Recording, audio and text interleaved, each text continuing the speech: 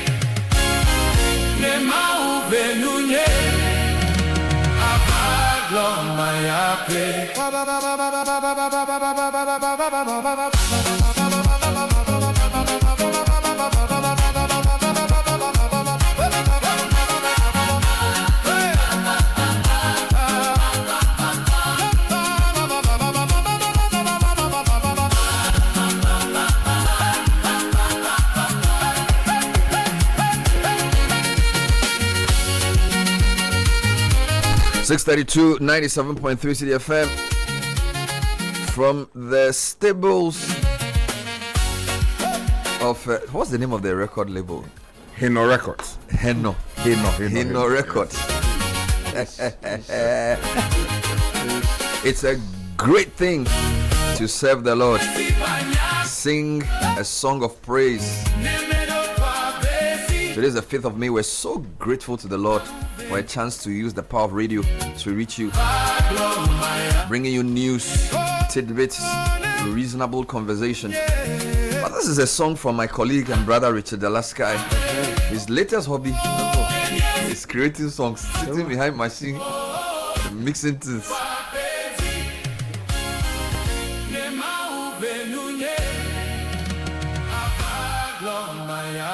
Oh.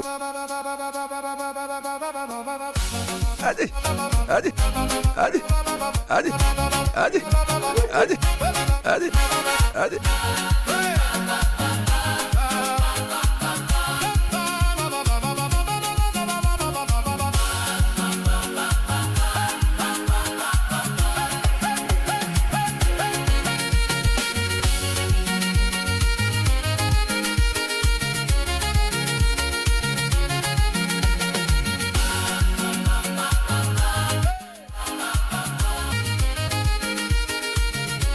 All right, so this is the starting of the show. It's 6:33, and what is business sense today? Your hobby can become something more serious.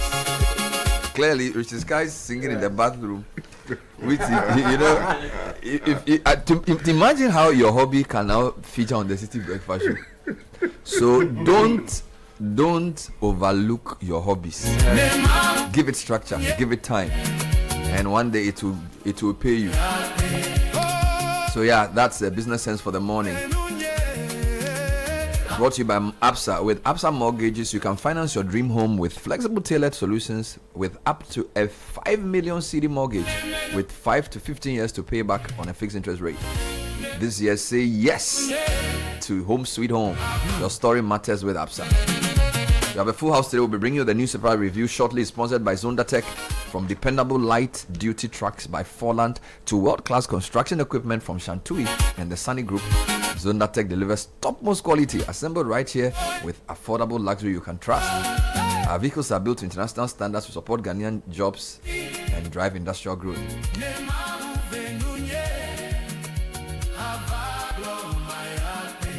All right, and we're also sponsored for this segment by Fidelity Bank. We have 3 big features: lower interest rates, higher loan amounts, and personalized financial support, and a smile that lasts. To learn more, call 0800 003 355. Visit fidelitybank.com.gh or connect with us on our social media at FidelityBankGH.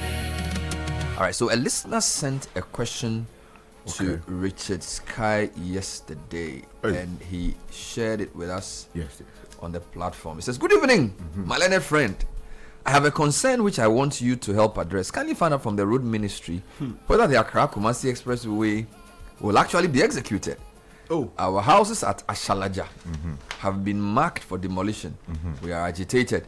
We are not sure whether the project will come on or not. And all kinds of rumors are going around. I've written a letter for and on behalf of the affected victims, but no response. Can you assist us so we know what's happening?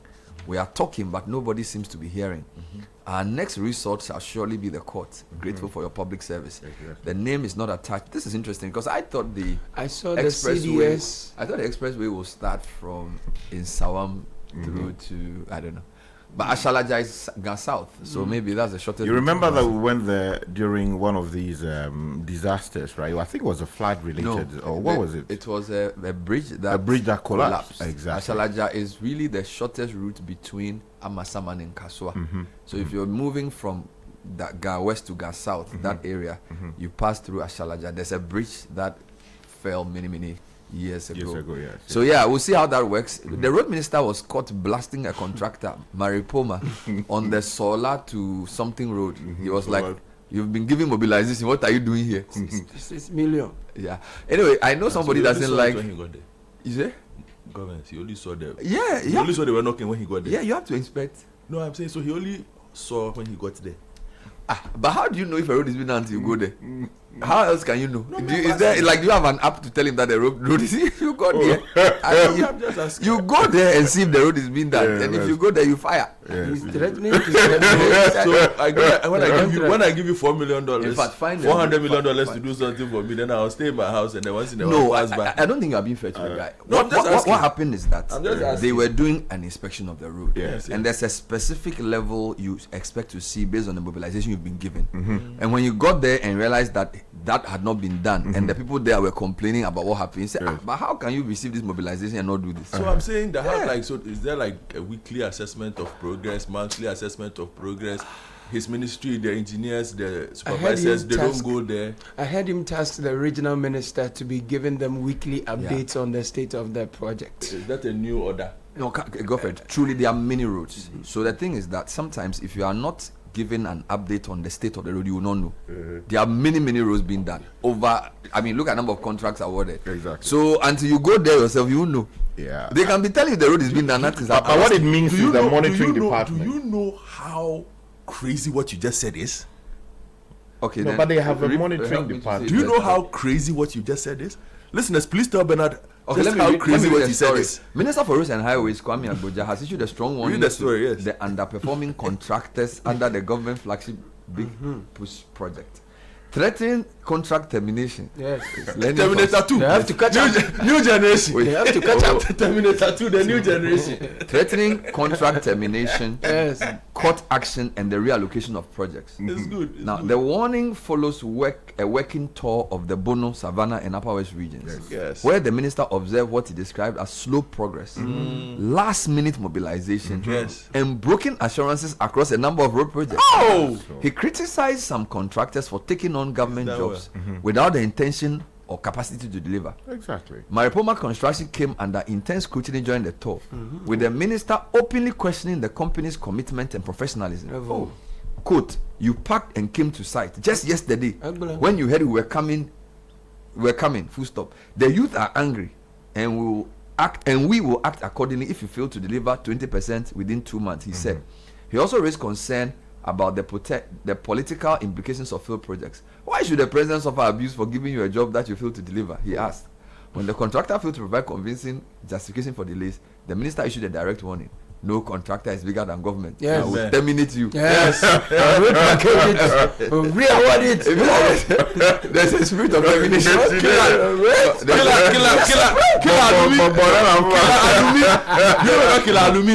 There's a principality in the ministry called termination. We'll terminate it. We'll repackage it. No. We have exercised that, Bobo. Anyway, let's get on the roads. Let's I can get give you BEC plenty of education stories Yeah. from the front page of the Daily Graphic and other newspapers Charlie. as well this morning. Selection of schools under CSSPS. Students to pick 2 Category A schools. This coming from Professor Ernest Kofi Davis, Director General of the Ghana Education Service. Defilement most prevalent offense against children. Labour Ministry instead sign MOU on youth training. Let me take you to the Ghanaian Times. The big story talks about the education sector. WAEC paper distribution delays. Education Minister directs review, cautions candidates against malpractice. We've been told a number of them have already been arrested in connection with, exam-related misconduct.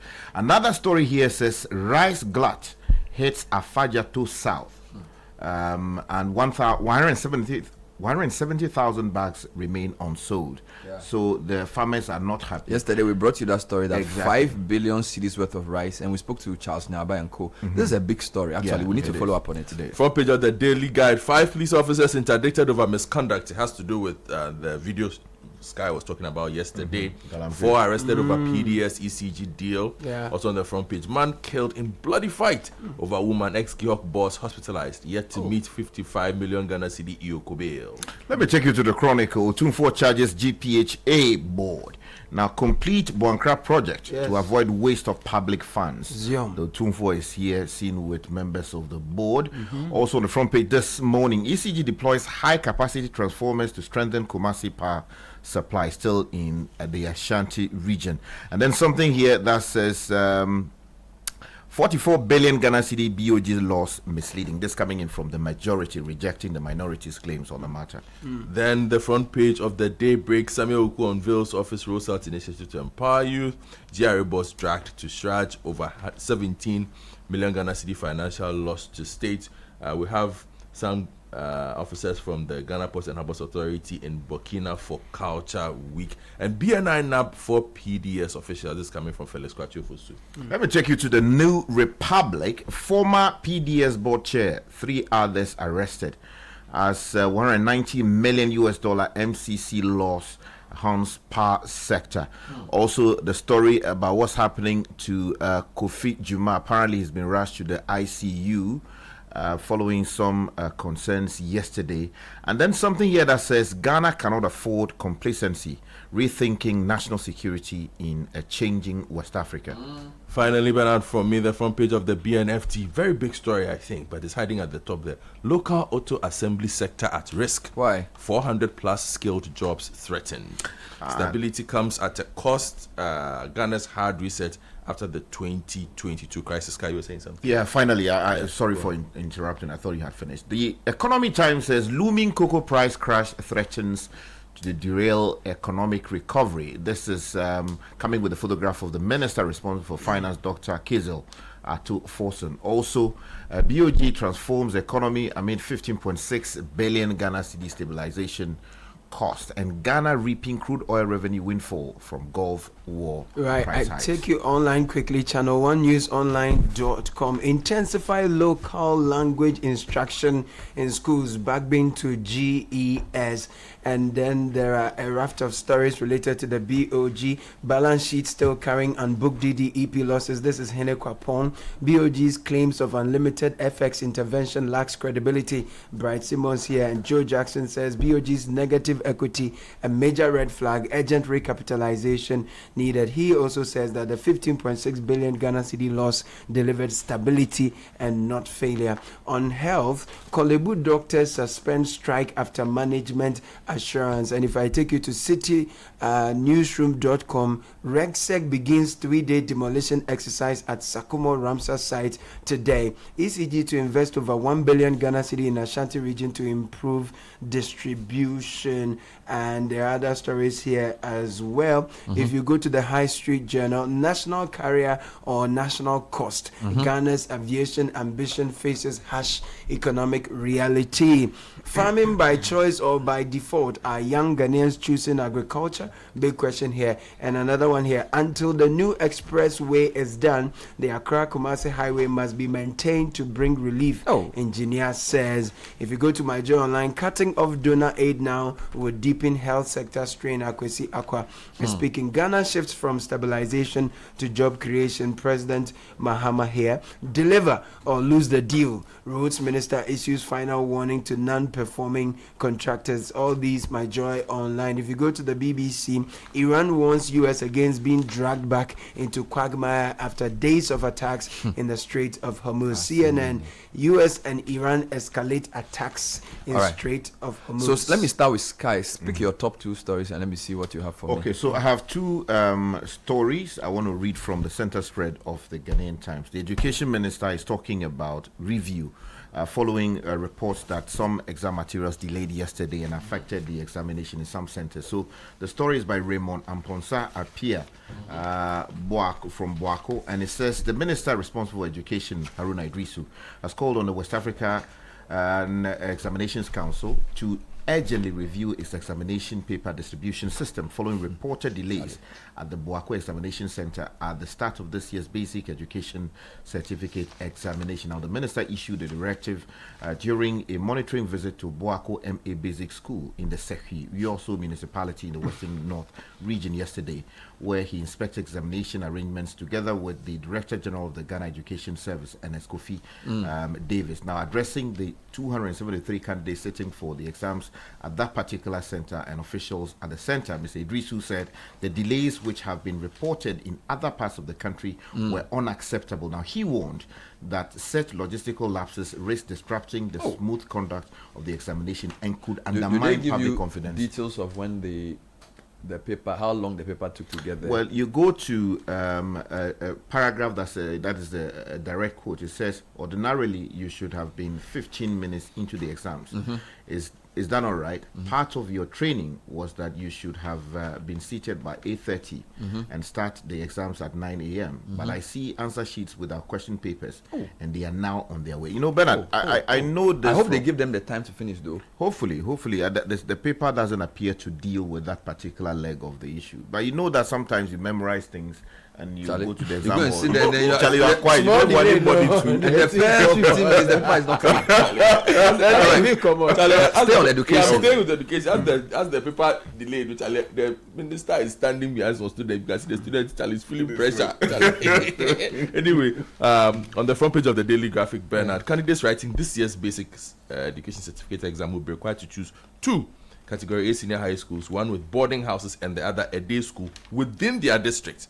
For the next phase of their education. The adjustment is part of measures to improve the computerized school selection and placement system to ensure smoother placement after the release of results and to address repeated placement challenges under the CSSPS program. This coming from Professor Ernest Kofi Davis. So parents should keep an eye out. Staying with that same theme, I will take you to page 28 of the Daily Graphic. 8 jailed, 10 fined, and 8 examination officials who were apprehended in various examination malpractices last year during the basic education and certificate examination have been jailed. Additionally, a total of 10 others were fined between 100 and 200 penalty points, translating to about 5,000 Ghana cedis each. All at it, intensify local language instruction in schools. Backbone to GES, channel1newsonline.com. Speaker of Parliament Aban Bagbin has called on the Ministry of Education and the Ghana Education Service to step up efforts to promote the teaching of local languages in schools. He stressed that strengthening indigenous language education is essential to preventing their extinction and preserving Ghana's cultural heritage. Okay, so let's let's talk about some projects that the Asante Hene is talking about this morning. If you go to page 3 of the Is it a Buankra Inland Port? Exactly. The story is from Sebastian R. Freku. It says, Otumfo to the Asante Hene says, to avert massive waste of public funds, the Mahama government must do everything possible to ensure completion of the Buankra Integrated Logistics Terminal, which is the Buankra Inland Port. Now, according to him, neglect of the project has been on the drawing. Is it neglect of the project has been on the drawing board? How can that be? The neglect cannot be on the drawing board. but we know what you are saying. Project has been on the drawing board for years and could result in breakdown of investor trust in Ghana's infrastructure capabilities. Now, the Ashanti Overlord gave the admonition when a delegation from the Ghana Ports and Harbours Authority, GPHA, led by the board chairman Johnson Esidu Nketia, called on him at the Menchia Palace in Kumasi. Until the new expressway is done, the Accra-Kumasi highway must be maintained to bring relief, engineer says. And this is the High Street Journal. For thousands of commuters who rely daily on the Accra-Kumasi highway, the past week has been nothing short of exhausting. Journeys that should have taken an average of 6 hours straight to 10 and 12-hour ordeals, and they are marked by frustration, gridlock, risky overtaking, and mounting frustrations. There are some suggestions here that I'll quickly run to. It says that, so number one, the immediate solutions, Engineer Maham Abdullahi, his recommendations are grounded in immediate and actionable steps. Number one, complete stored bypasses. Finishing projects like Nkoko bypass would instantly ease congestion in built-up areas and improve traffic flow. Fix deteriorating sections, bad stretches of the road, slow movement, and increase accident risk. Number three, enforce driver discipline. And then also the bottom line is that the proposed expressway may be Ghana's long-term answer to congestion, but for now commuters are dealing with the daily reality of delays, anger, danger, and frustration. Until that future arrives, Engineer Mahama is urging the government to fix what exists, finish what has been started, and enforce discipline. I'll take you to page 2 of the Daily Guide. Bernard Foy arrested over PDS ECG deal by Ebenezer Amponsa. The Bureau of National Intelligence last week arrested 4 individuals linked to power distribution services for the alleged transfer of funds suspected to belong to the ECG. Minister of Government Communications Felix Kwachiofosu announced this in a Facebook post titled Oral Update. He identified the individuals as Philip Ayesu, Viraj Fat, Sophia Koko, and Justice Menka Premo. Quote, the Bureau of National Intelligence arrested the following persons affiliated to PDS last week as part of investigations into the transfer of large sums of money believed to belong to ECG. Okay, let me still stay in the ECG space, this time taking you to Kumasi. You go to the center spread of the Chronicle. Sebastian Freku reports from Kumasi that the Electricity Company of Ghana has commenced the installation of 2 high-capacity power transformers at the Raid Box supply point in Kumasi towards reinforcing supply reliability across the Kumasi metropolis. Now, the project replaces 2 existing 20/26 MVA transformers with upgraded 30/39 MVA units to boost capacity within Sky, you mentioned some rice story. Yesterday, we brought you one on the BNFT.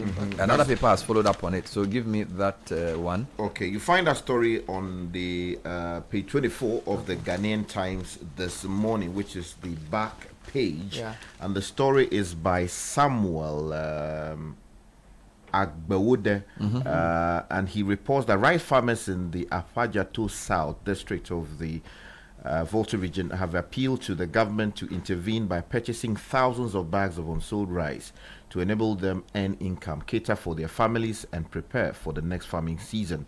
And according to the farmers, despite recording a bumper harvest, they were struggling to find a market for their produce. Now, they said some traders have taken advantage of the situation, offering between 250 Ghana cedis and 300 Ghana cedis for a bag of rice, which is far below the usual. The big issue here Ghana is cedis. that the president directed the buffer company, the buffer stock company, to procure this rice. Exactly. They don't seem to be doing this. Yesterday, the BNFT reported that tons and tons of rice have been left unsold, paddy rice, whereas we spend millions of dollars importing rice. So there's something missing there, where a president can direct a state agency to do something, and 2 months later, apparently nothing is done. We'll come back to this story. Let me let me give you two quick stories, Bernard, from the BNFT. Local auto assembly sector at risk. That's on page 3. The local automobile assembly industry is facing a potential collapse following removal of key tax incentives in the 2026 national budget, according to the Automobile Assemblers Association of Ghana. They warn that the decision to eliminate a 20% value-added tax exemption on applicable duties for locally assembled vehicles could severely undermine viability of the sector, which has only recently begun to take shape. Now, the association represents 9 registered vehicle assemblers: Bernard, Toyota, Chuho Manufacturing Ghana, Silver Star, Rana Motors, Hyundai Motors and Investments Ghana. So what is the problem? Industries. So, according to Mr. Jeffrey Opompepra, they are saying that under the Ghana Automotive Development Policy introduced under former Trade and Industry Minister Alan Martin, aimed at attracting global automotive brands to establish plants in the country. The policy combined protective measures and targeted incentives, including duty waivers for semi-knocked down vehicle imports, higher tariffs of up to 35% on fully built imported vehicles, and restrictions on vehicles older than 10%. So they are not happy with the fact that we are still importing certain kinds of vehicles without tariffs. Yes, have also been removed. This is a long-held issue, whether the local companies who are manufacturing should now be protected, and whether the car importers also, what would they have to say about this? So it's a delicate line. Maybe the trade minister must have a meeting and make a decision on that. Right. So, Bernard, here, RECSEG begins 3-day demolition exercise at Sakumo Ramsar site today. Nia Ikoyokai writes that a joint demolition exercise by the Greater Accra Regional Security Council, RECSEG, and the Tema West Municipal Assembly begins today, Tuesday, May 5, targeting unauthorized structures in the golf course section of the Sakumo Ramsar site. The 3-day demolition exercise forms part of renewed efforts by authorities to restore the natural flow of waterways in the area and reduce the persistent risk of flooding, especially as the rainy season approaches. Officials say the presence of illegal buildings on critical waterways has significantly obstructed drainage channels, exacerbating flooding in surrounding communities. Let me stay with that. The New York Times editorial today is very interesting. Cleanliness is not optional. The church must lead the charge. And in portions it says there are moments in a nation's life when words must give way to action. The launch of the 2026 Christian Home Week by the Christian Council in collaboration with local government ministry is one such moment. At its core, the message is simple but urgent. Environmental cleanliness is not just a civic obligation, it's a moral one. And in a country where more than 70% of the population identifies as Christian, the church cannot afford to stand on the sidelines. They go on to talk about the theme and the fact that Ghana is grappling with harsh reality of environmental neglect, illegal mining that scars our lands and poisons our rivers, choking drains, and invite floods and unsanitary conditions. And it basically says that cleanliness is next to godliness. Bible study groups must become hubs for environmental advocacy. Church leaders must speak not only from pulpits but also through actions, challenging illegal mining, promoting sanitation, and holding members accountable. Let the church lead not just in words but in visible, measurable actions. Let government provide the enabling framework and enforce the laws without fear or favor. Cleanliness must cease to be an occasional exercise and become a daily habit. That's true. I like the Ghanaian Times editorial and I support it. Exactly. 3 bags of paddy rice. I want to take you to the road minister and what happened on that Solar Road. Terminate. Yes, let's Kilalumi. Yes, let's see what. 50% or we terminate. You are not the first person we are telling. We went to Bono. How do you call it? Western North. You didn't even turn up on the site. You did not even turn up on the site when you took mobilization on that one as well. The equipment, in fact, you didn't even have a site camp. When we were going, the truck, you were trying to do something like this. The truck carrying your, how do you call it, grader, even got spoiled on the way. It didn't even get to the site. Go to and see the people, the condition in which the people are in that section. And she, how do you call it, and she, Kojo. Why? It's not right. We are not unhappy for nothing's sake. We should be celebrating it. The big push has been built around the Ghanaian contractor. Deliberately. You have capacity. You are not a company registered yesterday or have got 1 staff or 4 staff or anything. You are a big company. But your bigness is not showing in the actual delivery of your projects. And we need to say this in the afternoon for everybody to hear. You must change the way you operate your things. At the moment, it's not helpful to you. It's not helpful to the country. Why should the president suffer abuse on this corridor because he's giving you work and you are not doing the work. But- You read social media. Okay, Minister, I think there's an interesting point. The president is suffering abuse. What about the road users? They are suffering inconvenience. Yeah. The question for the But when minister they, is, you see that, so the link is that when they suffer the inconvenience, then they insult the president. Yeah. but that's not even That's my not point. his problem. His If problem the should be guy us. is not delivering, why has he been given so many high-profile projects? He's a guy he's a contractor doing the in Sawam Road. Yes, my road. The Accra Temamoto Way extension. He's the one doing it. He's the one doing the Winchi Solar Road, Ebe. 150 kilometers or something. He's the one doing the rehabilitation of the Techiman You're a guy, yeah. in Konsia Winchi Road. Ebe. He's the same person doing the Dambai Bridge. Hey. He's the same person upgrading Inchi Kujodu Pechi Road. 1 month. So for me, I think I'm agreeing with you, Ned. If the guy, you get me? If the guy is not performing, why does he have all these contracts? He put in a bid and he won the bid. You say the guy has been giving mobilization Uh-huh. and he's not working. Yes. What do you do? You Don't you encourage him to. Write a letter to him and give him a warning, or send him to court, Yes. or terminate the contract. Terminate it. He's doing plenty big projects, so maybe he's busy. Me, I'm just holding. I'm just holding. No, seriously. I I agree with the you minister has the to power to some take a extent. decision. So you can shout for us to be enjoying for 1 minute, but you have to sack the guy or do something. Yeah, but he has to look at the terms of the contract. But if the guy is not delivering as you say, what terms again are there? Oh, to be This terminated is this the morning. City If he's Breakfast not being Show. terminated, The city's biggest conversation. Unleashing the power of relevant radio. This is City 97.3.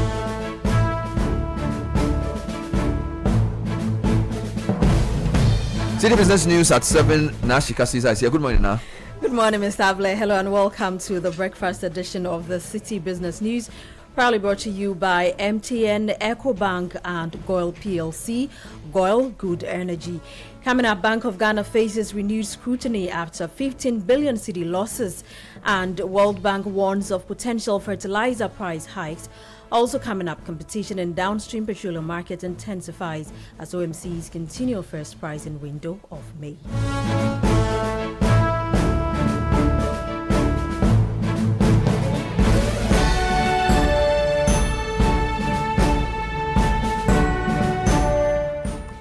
I'm Nashika Caesar. Let's settle for the details of our stories now. Ghana's central bank is facing renewed scrutiny after posting losses of over 15 billion cedis, with analysts warning its stabilization strategy may be creating new risk.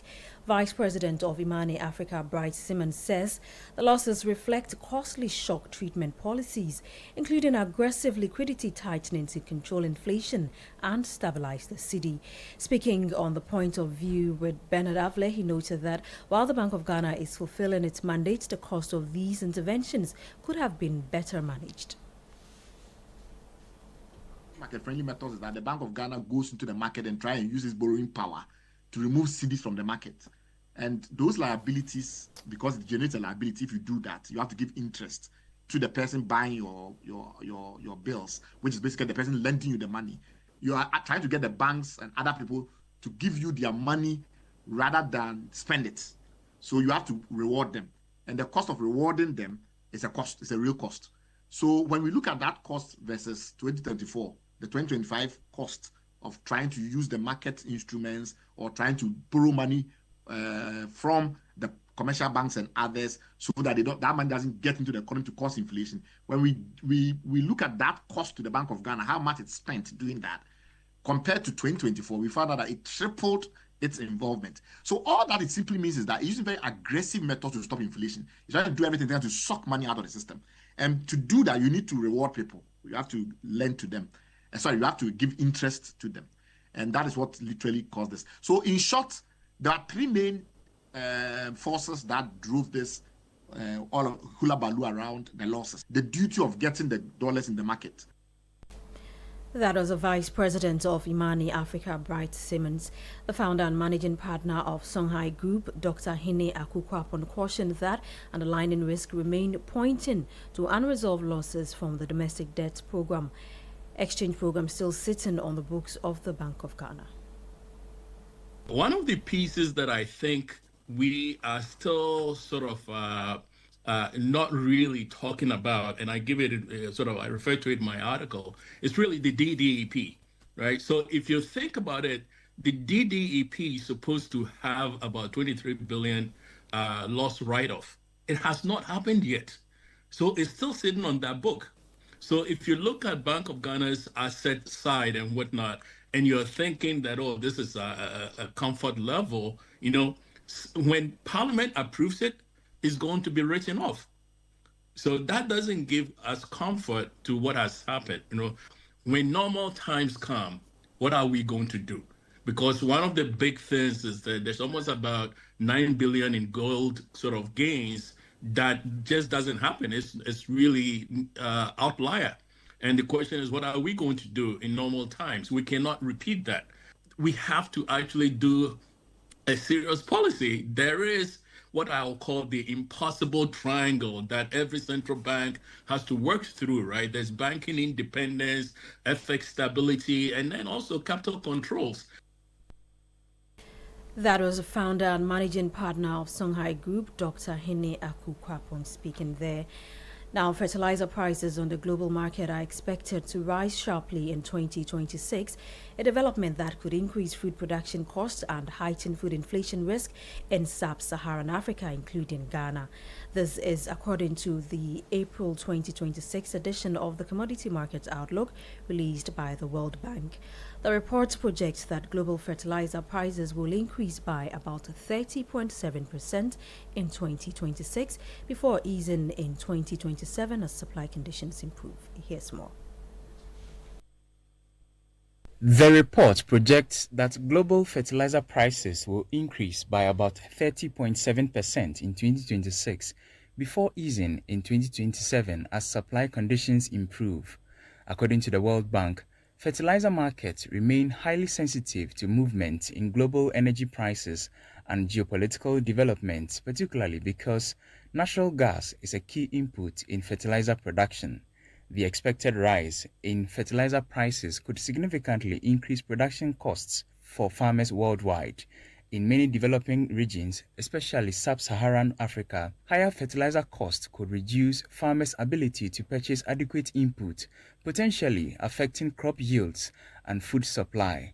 For countries such as Ghana, which depend largely on imported fertilizer to support agricultural production, the projected increase could place additional pressure on food prices and household spending. The World Bank notes that although fertilizer prices are expected to decline in 2027, the near-term increase could still contribute to higher food inflation and food security concerns, particularly in low-income economies across Africa.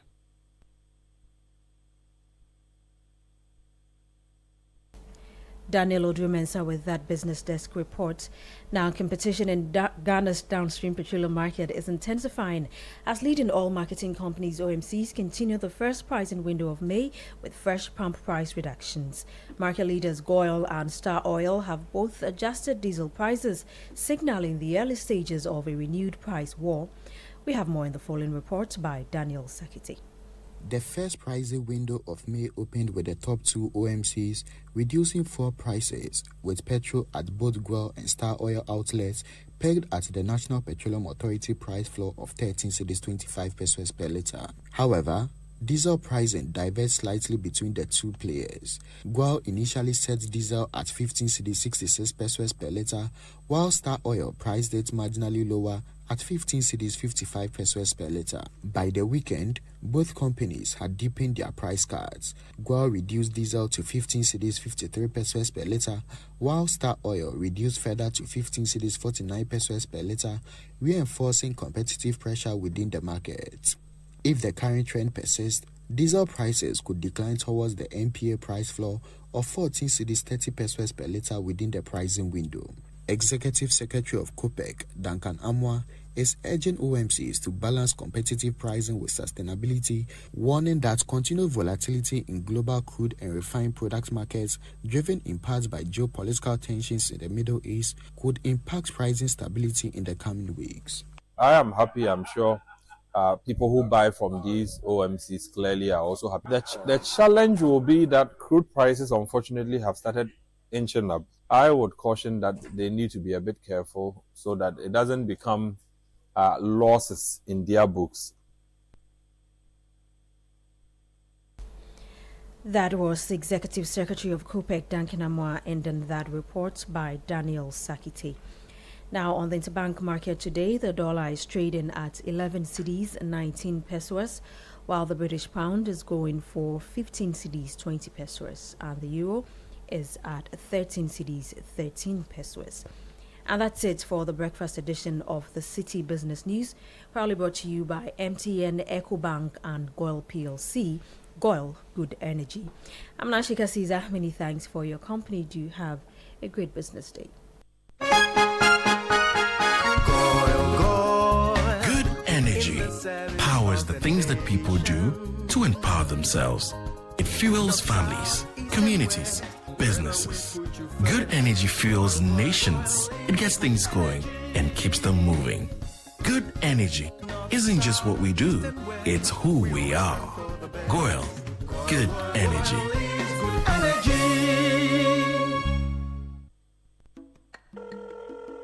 Hello, my name is Wakadri, and I'm a man of many voices. Some people fall for Pamela. Good afternoon, this is Pamela. We're revalidating some mobile app account. Kindly confirm your details. For my other victims who think I'm calling from. Hello, customer experience here. Your account has been blocked. Please provide your PIN so we can reactivate it immediately. Others panic and fall for that one. Dear customer, click the link in the SMS we just sent you to upgrade to your ATM services. My favorites are the ones who click first and think later.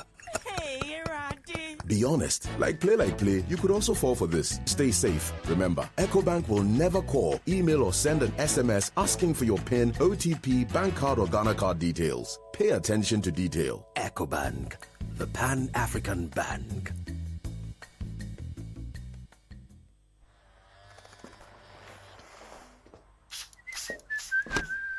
Charlie, dream I'm nice. I get some serious meeting. Allah, motion. But Charlie, no credit today. Oh, but you relax. More day. Hey, what funny. Yes, so I borrow small, sort myself out, I pay back. We move. Spot there. Ah, Charlie, you sure say you dey pay back? Yes, so that anytime somebody else they need them, Momo day. Be like I for can't borrow some more. Hey, you this boy. Don't go there and disgrace yourself. Allah motion. Responsible borrowing be the real flexo for today's needs and tomorrow's dreams. Borrow, sort them, pay back. Momo day. This is the Citi Breakfast Show, the city's biggest conversation. Unleashing the power of relevant radio. This is Citi 97.3.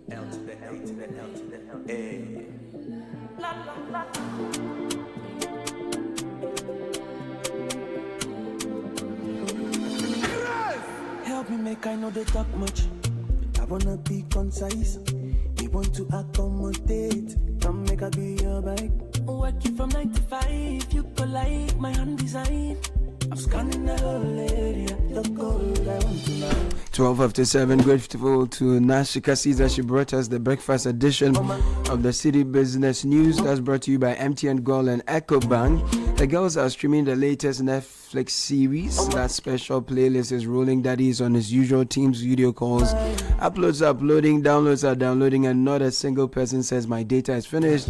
That's the power MTN Fiber gives you. Unlimited internet for endless streaming, endless connection, endless everything for your home. Now you get to enjoy a special range of unlimited fiber internet packages, whether you are a new or existing customer. So just log into the My MTN app now and tap broadband or dial star 5057 hash to get your preferred unlimited MTN fiber package. MTN everywhere you go. And if you're looking for quality fuel that gives your engine smooth performance, don't look any further. GOIL Super XP is of premium quality and gives you the correct choice when buying regular fuel. GOIL Super XP is fortified with a special additive that gives longevity to your engine, makes your engine perform to the max using minimal fuel that takes you further. Just go fuel up your vehicle and enjoy smooth ride with all the benefits. GOIL Super XP, GOIL good energy. Attention, if your money is controlling you, now it's time to take charge. The EcoBank mobile app gives you the power to command your money to transact across 33 African countries and anywhere in the world. Command your money to make water, electricity, and school fee payments, bank and mobile money transfers, create virtual cards, buy only what you need and more. Money Commander, download the EcoBank mobile app now on the App Store, Play Store, and command your money. Command also means paying attention to details. EcoBank will never call or send an SMS asking for your PIN, OTP, bank card, or Ghana card details. Whenever you're in doubt, please call our call center 0800 003225. EcoBank is the Pan-African Bank. Gabi Affair is ready with kickoff. That's brought to you by Lesheho. Lesheho Savings and Loans has great news for you. Apply for a loan today. Sort out all your needs at the best rates on the market. Fala season is on. Just WhatsApp or call and on 02700 40 799. Always remember terms and conditions apply. Lesheho, let's improve life. And just before Gabi comes in, imagine a world where your power never fails, your data is always secure, and your business never stops. That's the world Left Signature Limited is building every single day. From expert electrical engineering services to cutting-edge renewable energy solutions like solar and microgrids, Left Signature keeps your world powered and protected. Our data center and cloud services ensure maximum uptime, seamless connectivity, and strong disaster recovery, so your business never misses a beat. Also, we deliver custom applications, ERP systems, and AI-powered solutions designed to boost productivity and drive growth. So download the LEP Power app from the Play Store or App Store or access the web version. Visit leftsignature.com. Call 0256 111 811. Our office is at Lashibi North Celebrity Estate. We drive progress through technology and engineering excellence at Left Signature Limited.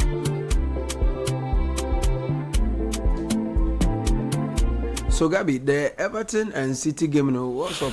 What was it? I think it was a beautiful game. Yeah, I've always said that psychological pressure handed to City prior to last night's game because Arsenal had won. They beat Fulham by 3-0. Yeah, and so for the neutrals, it was pretty exciting. But for the Arsenal fans, pains. We're pains. They are excited, Papa. They're excited. Yeah, because it's now 5 points gap between Arsenal and City. But City do have a game in hand. Okay. Yeah, so if City win that game, then it closes to... I mean, depending on that result from that game, and then we can talk about the points gap. Corner kick driven in. Gehi. Doku. Brilliant! That is absolutely sensational from Doku. He bent one in with his left foot in the first half. He's bent one in with his right foot in stoppage time in the second half. And he just may have reignited Manchester City's Premier League title hopes.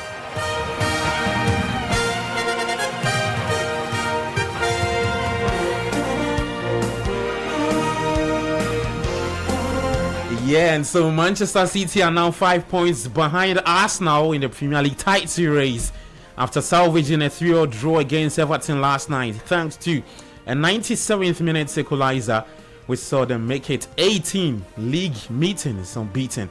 We'll get reactions from Pep and Moyes as we progress. Also tonight, Arsenal are back in action, this time in the UEFA Champions League, plus some athletics. Kickoff is proudly brought to you by Politan Ghana and Lesheho. Let's improve life.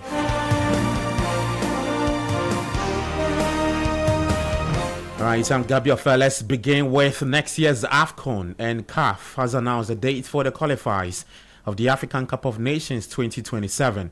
Now, the qualifiers will run from September 2026 to March 2027, with the final tournament set for June 19 to June 17, 2027. What this means for the Black Stars is that they get to know their group opponent after the draw on Tuesday, May 19, 2026. 48 teams will be split into 12 groups of 4, with the top 2 teams from each group qualifying from the competition. So we'll keep you posted regarding that update. Well, to some athletics, and Abdurrashid Saminu has issued a statement to clarify his earlier outburst following concerns of travel and preparation challenges faced by Ghana's relay team in Gaborone Now, the sprinter addressed the situation after the team's participation at the World Athletics in Botswana. Citi Sports' Julia Shiframu has accepted the statement released by Saminu's management. Driven by a deep love for Ghana, the athlete raised concerns about improving the preparation processes for athletic competitions and achieving better results. Unfortunately, these concerns didn't align with the athletes' original intent when they were communicated. However, the issues have been positively and effectively addressed by appropriate authorities. The situation previously led to a confrontational exchange with media personnel, which resulted in unintended responses. With humility, Abdul Rashid Saminu has since clarified his statement to the appropriate stakeholders. This action stems from a sincere intention to contribute to the development of a healthy and supportive sports ecosystem. We entreat all stakeholders, fans, and members of the public to welcome Abdul Rashid Saminu with love and encouragement as he prepares to bring honor to our country, Ghana, through his first home competition. All right, so that's my colleague Julio Ashifriama with except for that statement released by Abdul Rashid Saminu's management. Let's stay with athletics because Edwin Gadai is a member of Ghana's 4x100 meter relay team, and he has opened up about the limited attention athletes receive, drawing a contrast with a significant spotlight placed on the Black Stars. Every time, like, it's about football. It's about football. So how does it make you feel as athletes? Like, whenever support needs to come through, if it's football, it's massive. If it's athletics, it's like we are very dropping. Terrible. Yeah. Because when we go for a competition, like, we normally bring medals. Yeah, but when it comes to football, like blasters and all those stuffs, like it's something that we cannot talk about. Yeah. Even imagine just recent African Cup of Nations, they couldn't qualify. Yeah. Just imagine. But when we make it to the world stage, like we normally manage to bring something home, but the support that we needed is not coming like how it's going to the football. All right, so that's Edwin Gadai speaking to RB2 Botswana. It's a radio station based in Botswana. Now, to some women's football, and our Zakes Lady CEO, Dr. Evelyn Nsiasari has expressed confidence in the team's ability to recover from last season's trophyless run and end the current campaign on a strong note. The final opportunity for silverware comes in the Women's FA Cup final, where they face Army Ladies at the Ohenia Amayal Park in Kukrantimi on Sunday, May 17. They wanted us to bring the trophy. We were not able, but whatever they promised to give us, they have given it to us. So we thank them. We believe that we are not going to disappoint in the FA Cup. We pray that the preparations that we have done so far, God should be our helper so that we can bring the trophy. At least we cannot go trophyless for the whole season. Last season was very bad. We couldn't even win our zone. But this year we won the zone, but we couldn't lift the main trophy. So we have to be able to win the FA Cup in order to at least bring something for them to see that their support is not going in vain. All right, so that's the CEO for Hazakes Ladies, Evelyn Nsiasari. Now let's get to the PL. And Jeremy Doku scored 2 stunning goals, including a 97th minute equalizer to salvage a draw for Manchester City in a 6-goal thriller at Everton. But the result dealt a blow to the Premier League title hopes of Pep Guardiola's side. The breathtaking encounter at the Hill Dickinson Stadium means City trail leaders Arsenal by 5 points with a game in hand. But Mikel Arteta's Gunners now have their destiny in their own hands. Let's get the thoughts of Manchester City boss Pep Guardiola. Well, Pep, it felt like a real battle out there, especially in that second half. It was very lively, but you come away with a point. How do you reflect on the performance tonight? Really good. Very outstanding first half. Very, very good. We get a lot and we're so tight, so difficult physicality in second half. They make a step up. We were maybe not as much aggressive, the control, and after, of course, we give away the goal, but after they come back and they make a proper English game and so aggressive, so aggressive in the duels, and but in general we make a really good performance. All right, so that's Manchester City boss Pep Guardiola. What a game last night at the Hill Dickinson Stadium. But let's get to Everton's boss David Moyes. David, you come away with a point, but is this one of those instances where you feel like you actually deserved more from this game? Well, we did in the end, yeah. We should have, and we let ourselves down because of sort of we defended the second goal so poorly. That was probably the main reason for it. But look, at half time we would have certainly taken this result because we were hugely outplayed in the first half. When you look back at that first half, the differences between the second half, what did you ask for to change in that second half? Yeah, well, I wanted us to get a little bit more contact, a bit closer to Manchester City. We couldn't get near them, and to be fair, they played really well as well, so I have to give them huge credit for that. But we weren't anywhere near what we've done. Probably the poorest I think we've probably played here against certainly the better teams this season. All right, so that's Everton's boss David Moyes speaking after that 3-0 draw against Manchester City. But reacting to what this result means for Arsenal, as former Liverpool defender Jamie Carragher, he thinks if Arsenal win at West Ham, then they'll be champions after City drop points to Everton. Actually, from an Arsenal point of view, tonight's all about the league, I get that. But I think that tomorrow, can you imagine that stadium tomorrow? The excitement. Yes, they're in a different competition, but the excitement from Arsenal fans, the energy that'll be in that stadium. Get to a Champions League final. The league's in your own hands with how long to go? 2 or 3 weeks to go. But if Arsenal win that game away, next Sunday they've won the league. The league's won. I think that's what it's on. If they beat West Ham, it's on. If they beat Burnley, absolutely no problem at home. I think it's on West Ham away. And then, as I said, if Manchester City would have to win maximum points then to take it to the last day. But I think if they win at West Ham away, the league's won.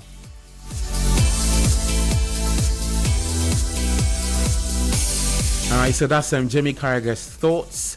Now, early on in the day, at Stamford Bridge, a second-string Nottingham Forest side took a major step towards Premier League survival after inflicting Chelsea's 6th consecutive league defeat. That game ended 3-1 at Stamford Bridge. But later tonight in the UEFA Champions League, after drawing the first leg 1-0, Arsenal know that extending their formidable recent home form in this competition when they host Atletico Madrid, and that will end their long wait for a UEFA Champions League final appearance. The two sides meet later tonight at the Emirates. Here's Mikel Arteta ahead of the game. The conversation is always, first of all, to get the best preparation for the game. And we know the game that we're going to be playing tomorrow, the games that we're going to play tomorrow within that game. And be prepared, be ready, be quality, be clarity, and deliver on the day. That's the most important thing. Visualization is a very powerful thing. Have you allowed yourself maybe to think about the end goal? Have you pictured Martin Odegaard lifting those trophies?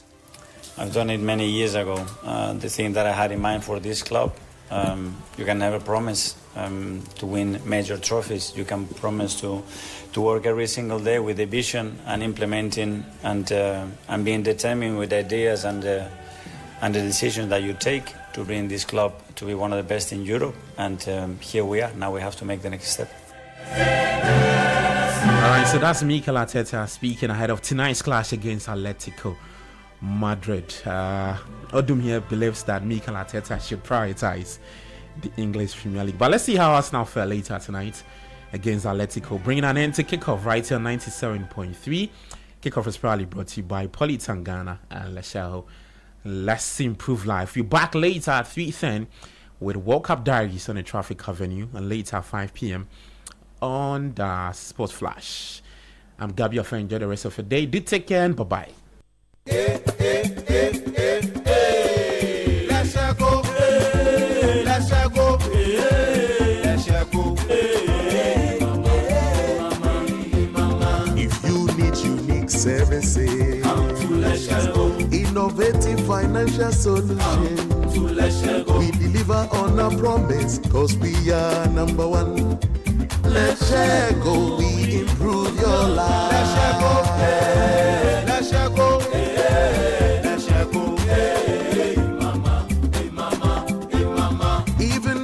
Stuck with nothing, no matter your situation. Let's go, we improve your life. Let's go, let's go, let's go, mama, mama, mama. Let's go, we improve your life. clapping? Are you giving God the glory? Hallelujah! Every day you wake up shouting, my business is not moving. Customers are not coming. But look, my brother, my sister, who are you deceiving?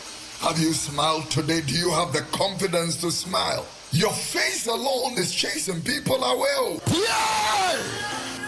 We all know that the problem is not a spiritual problem. The problem is a dental problem. She was saying, use Pepsodent charcoal toothpaste to remove yellow. Somebody shout amen. Craft your smile with Pepsodent charcoal. It removes stains and whitens teeth. This advert is FDA approved. Welcome to IO Help Center. How can we help?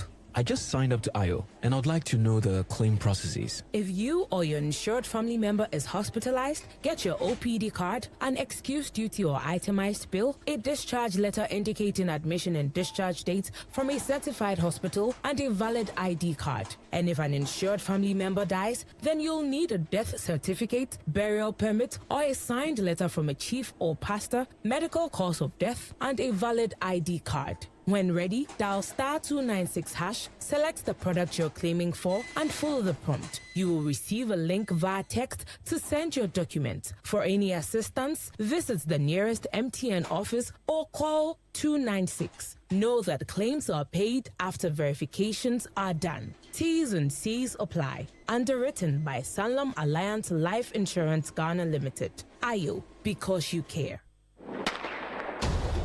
Ghana, get ready for the Ultimate Athletics Showdown, the 24th Senior African Athletics Championship. Witness world champions across the continent compete in thrilling track and field events like Kenya's Beatrice Chebet and Faith Kepiengo, Nigeria's Toby Amusa, Botswana's Colin Kebenachipi, Liberia's Joseph Fambile, South Africa's Akani Simbini, Zambia's Muzala Somokunga, and our very own Benjamin Azamati and Saminu Abdul Rashid. Don't miss the excitement from the 12th to the 17th of May 2026 at the University of Ghana Sports Complex, Legon. Senior Africa Athletics Championship. Feel the heat. Champions within Africa. This championship is powered by the Ministry of Sports and Recreation, the Confederation of African Athletics, and the Ghana Athletics.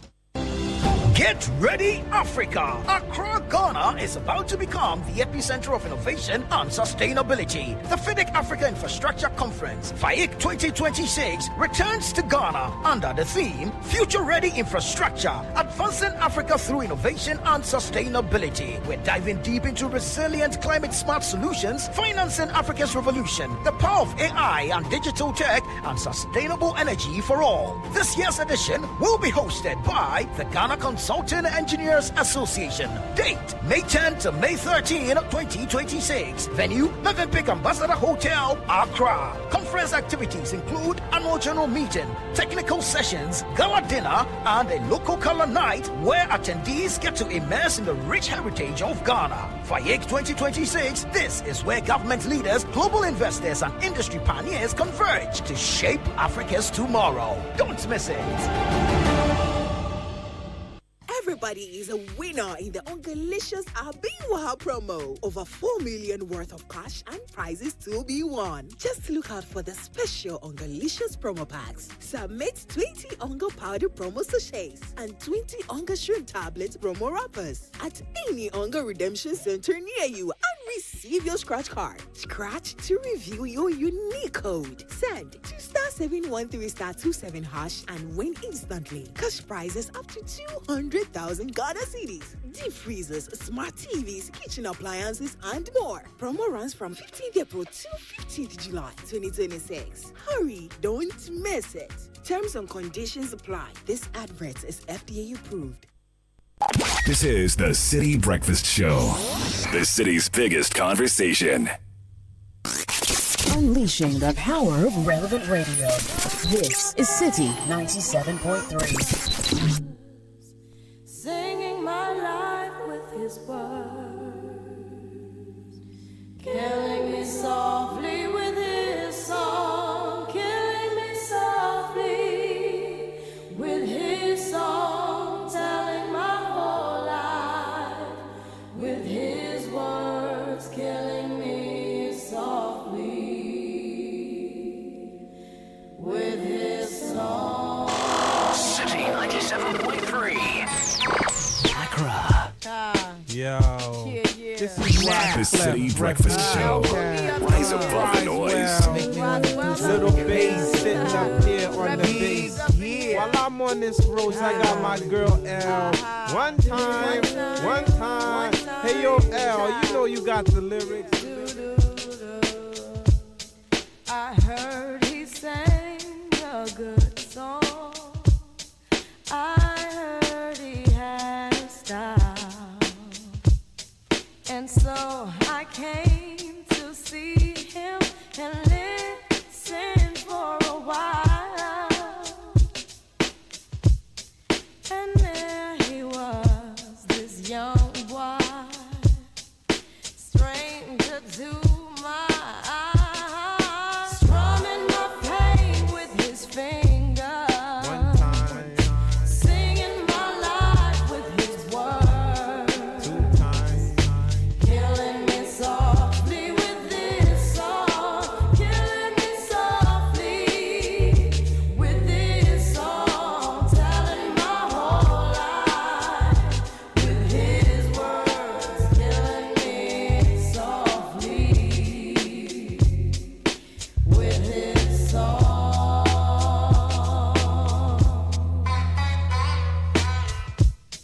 I felt all flushed with fever, embarrassed by the crowd. This is the City Breakfast Show. The city's biggest conversation. Each one out now.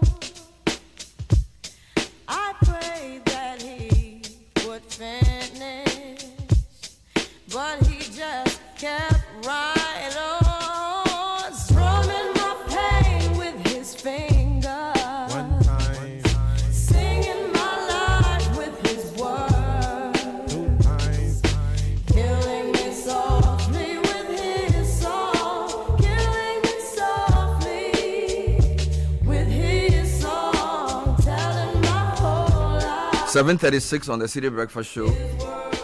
Killing me softly with his song.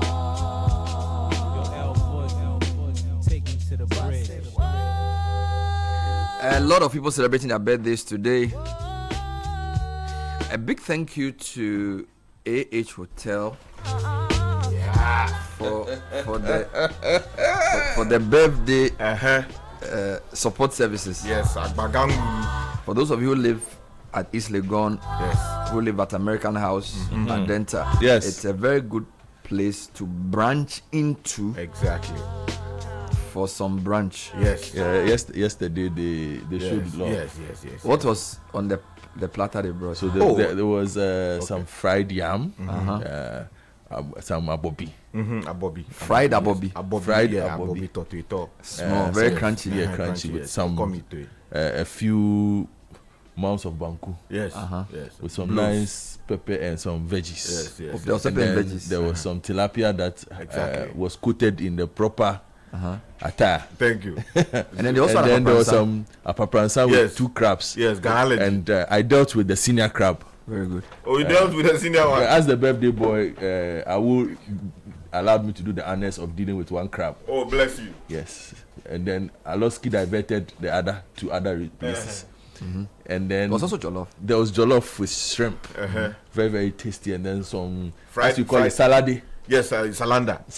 Yes. There was some very nice salanda. And then they did a fruit bowl in the pineapple. You see, like they halved the pineapple. Then they hollow it out. Yeah, and then they hollowed it out. And then they put some fruit in it. It was chilled. Yes, correct. You know, so when you put it in your mouth, it had mango, it had pawpaw, had some exotic fruit. The other one I don't know, but it was very tasty and soft and juicy. All that on your birthday? Yes. And then they had 3 cups of lamujin. Yes. Wow. No, so they also had lamujin. They have aliha. And then sobolo. And sobolo. Yes. That I enjoyed. And then they had this spicy chicken pieces Yes, that they brought. That one, everybody ate that one. Ate that one. Yes. So then it was they a did full some load. salmon too. Oh, yeah, that one was on the side. On the side. All right, so we here. So this one, Omani don't come and collect the money. We are showing appreciation. We are showing appreciation to AH Hotel. Yes. For feeding me.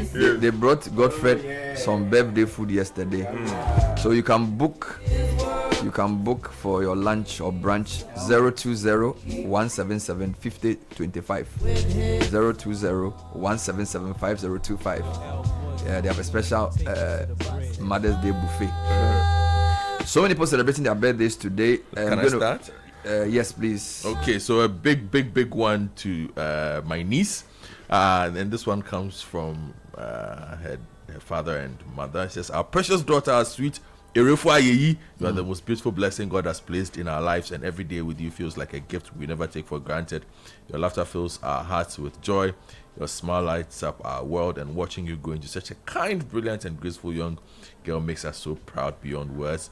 As you turn 9 today, we pray that God wraps you in his endless love, guides every step you take, and blesses you with wisdom, favor, and a future brighter than your dreams. Never forget, our darling, that you are deeply loved, endlessly cherished, and forever valued. And no matter where life takes you, Mommy and Daddy will always be right here, loving you, supporting you, and celebrating with all our hearts. Happy ninth birthday, our princess Erefua Yeye JB Akoto. So happy birthday to you from everybody else.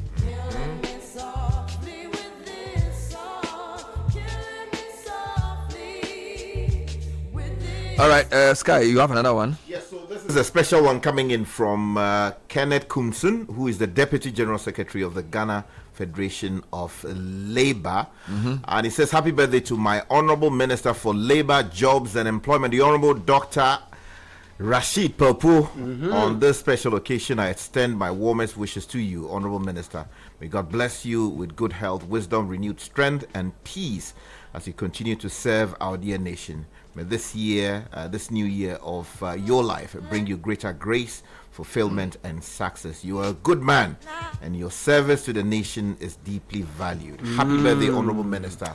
It's a popular one. We are also joining that particular celebration because the Honorable Rashid Pelfu is a fine friend. He's a big man. Ours. He's a big man.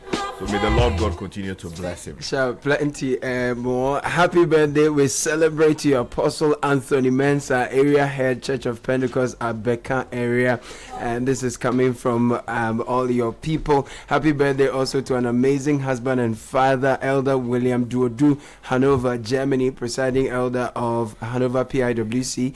You are our most precious gift from God, and we bless God for your life. This is coming from your wife, Nana Achenba, and Janina, your daughter. All right, today is the 5th of May. A lot of people celebrating their birthdays. Special birthday to Emma Esi Sam of Hopsat 2002 year group.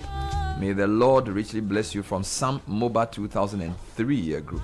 To Emma Esi Sam, Hopsat 2002. Happy birthday to my pleasant wife and the adorable mother of my sons, Mrs. Chantal Crowther. Her smile, literally the cutest thing I've seen.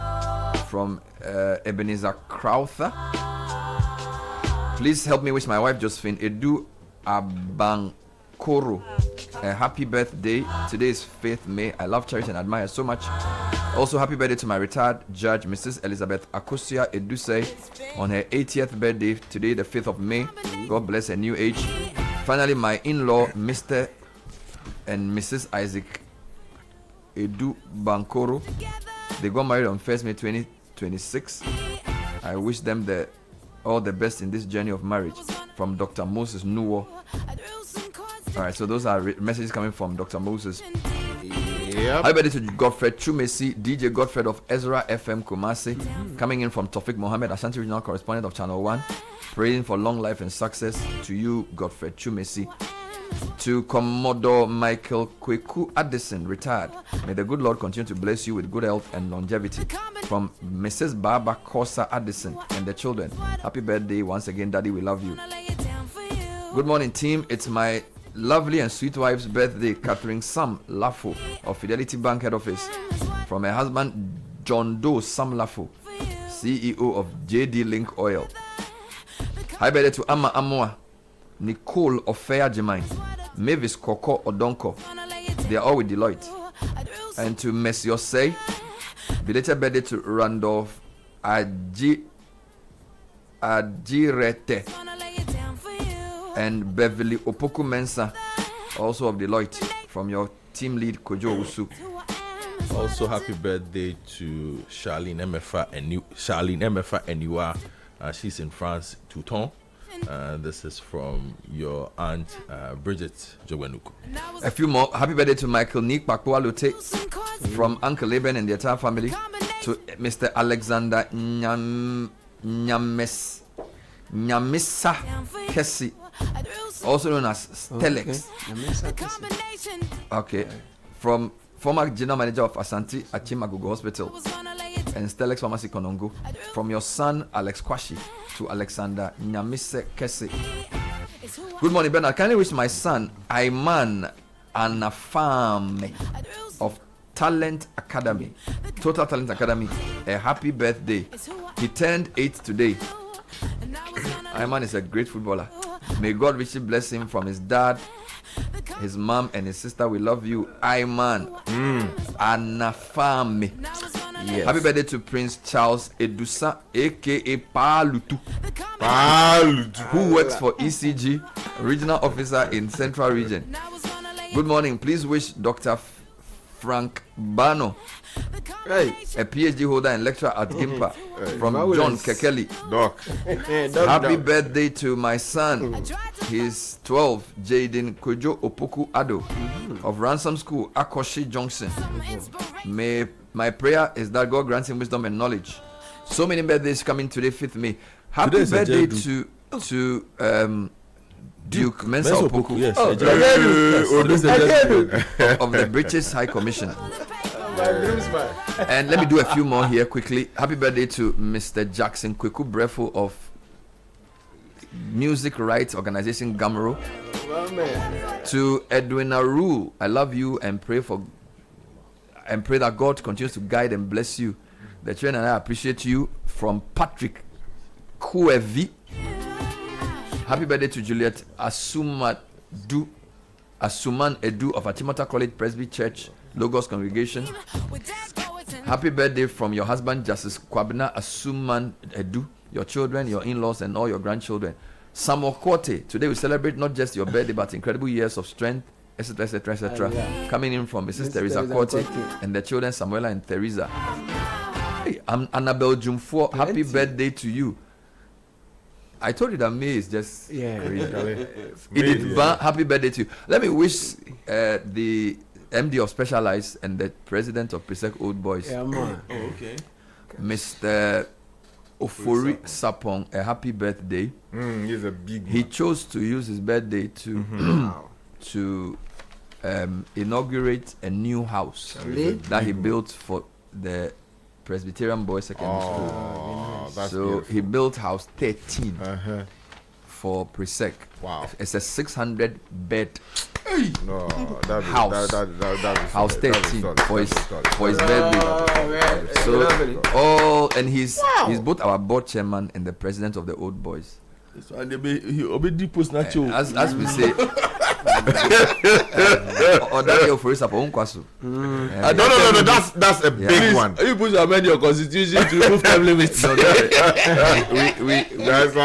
We want to thank him for this exemplary show of leadership. He's been working on this for a couple of years.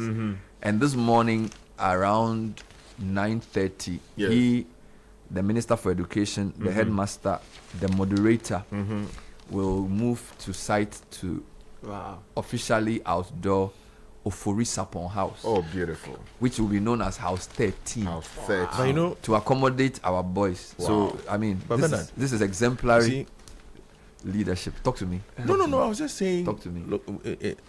Look at a private individual. Stepping in to supply a deficit, fix a state-induced problem. But 600 is a lot. 600 bed. Considering Presec has like 50,000 students now. No. I don't do that. We have 5,400 students. Yeah, everybody understands the point I'm making. So, congestion. Such a facility at this point is very, very important. You know? And I need to say that we need the state to do more. People have been doing different things. Last 2 weeks, the 1976 year group and some members of House 4. They renovated House 4, Accra House. They renovated House 4 as well. And in fact, this house 15, by the way. Offeris upon house 15. When I was in the school, we had 8 houses. 8 houses. So the school originally has 6 houses. And then we had 2 other houses, house 7 and 8. I left the school in 1998. And now we have 15. So this is house 15. Offeris upon house will be house 15. How many houses do you have in your school now? When I was leaving, we had 9 at the time. 9? Yes. When I was leaving. I'm sure by now it's like it's more. We have more. It should be 10 or 11. I think this is the culture now. You have a lot of past students raising funds and trying to rehabilitate their schools or improve their schools. I mean, congratulations to you guys, Presec, the old student, and Mr. Sapon for this. I'd also like to congratulate the 2002 year group of Holy Child because they're also raising funds. I think they held a dinner recently to raise funds to revamp the school's kitchen. Is that your? No, that's not my year group. So I think kudos to them and kudos to all the students of these schools, the old students who are raising money from private pockets to fix the problems with these schools. Let me commend that dear Samuel Victor Ado. He spearheaded a 1.8 million city renovation project to upgrade Accra House. This house 4. I was in house 3. 1.8 million. Accra House at the school. The project completed within 6 months. Delivered significant improvements. Oh, listen to what I'm reading now. Caleb, stop that. The project completed within 6 months. I'm thinking about ourselves. Delivered significant improvement aimed at enhancing student accommodation and overall living conditions on campus. The renovation works included refurbished dormitories, an upgraded common room, construction of a 28-seater toilet facility, aka the Doma, a modern multi-unit shower area, concrete floor for drying lines, and a newly constructed pavilion designed as a multi-purpose space for studying, socializing, and receiving visitors. We used to call it paradise. Speaking at the commissioning, Sam Ado said the initiative reflects the role of all students in supporting the development of their alma mater. Sam Ado noted that government remains the main provider of education infrastructure. Alumni, but however, complement state efforts in improving facilities in schools. All students play a critical role in maintenance and running of schools. Government cannot do it all. We have an emotional stake. We lived here, we studied here, and we created lasting memories here. While government is an institutional stakeholder, we are personally invested, and that should drive us to do more for our schools, Mr. Ado said. He described the transformation as a shift from decline to dignity and from weariness to excellence, adding that it should serve as a model for alumni-driven support for school infrastructure. And the pictures of the school are here. Nice. So this is house 4, known as Accra House. And then Offeris Sapon House will be house 15, 600 bed facility. So all Presecans, today let's make our way back to the school and support the school that made us who we are. Happy are we, studious are we, students of Presbyterian Secondary School. That's right. Onward we march, we trudge along to happy victory. Our motto is a solid bulwark propping us along. In luminito videbimus lumen. In thy light we shall see light. For Christian training we get a sure solid foundation to take our places in the future of our country and church. Oh, come along and join us. The roads are being away.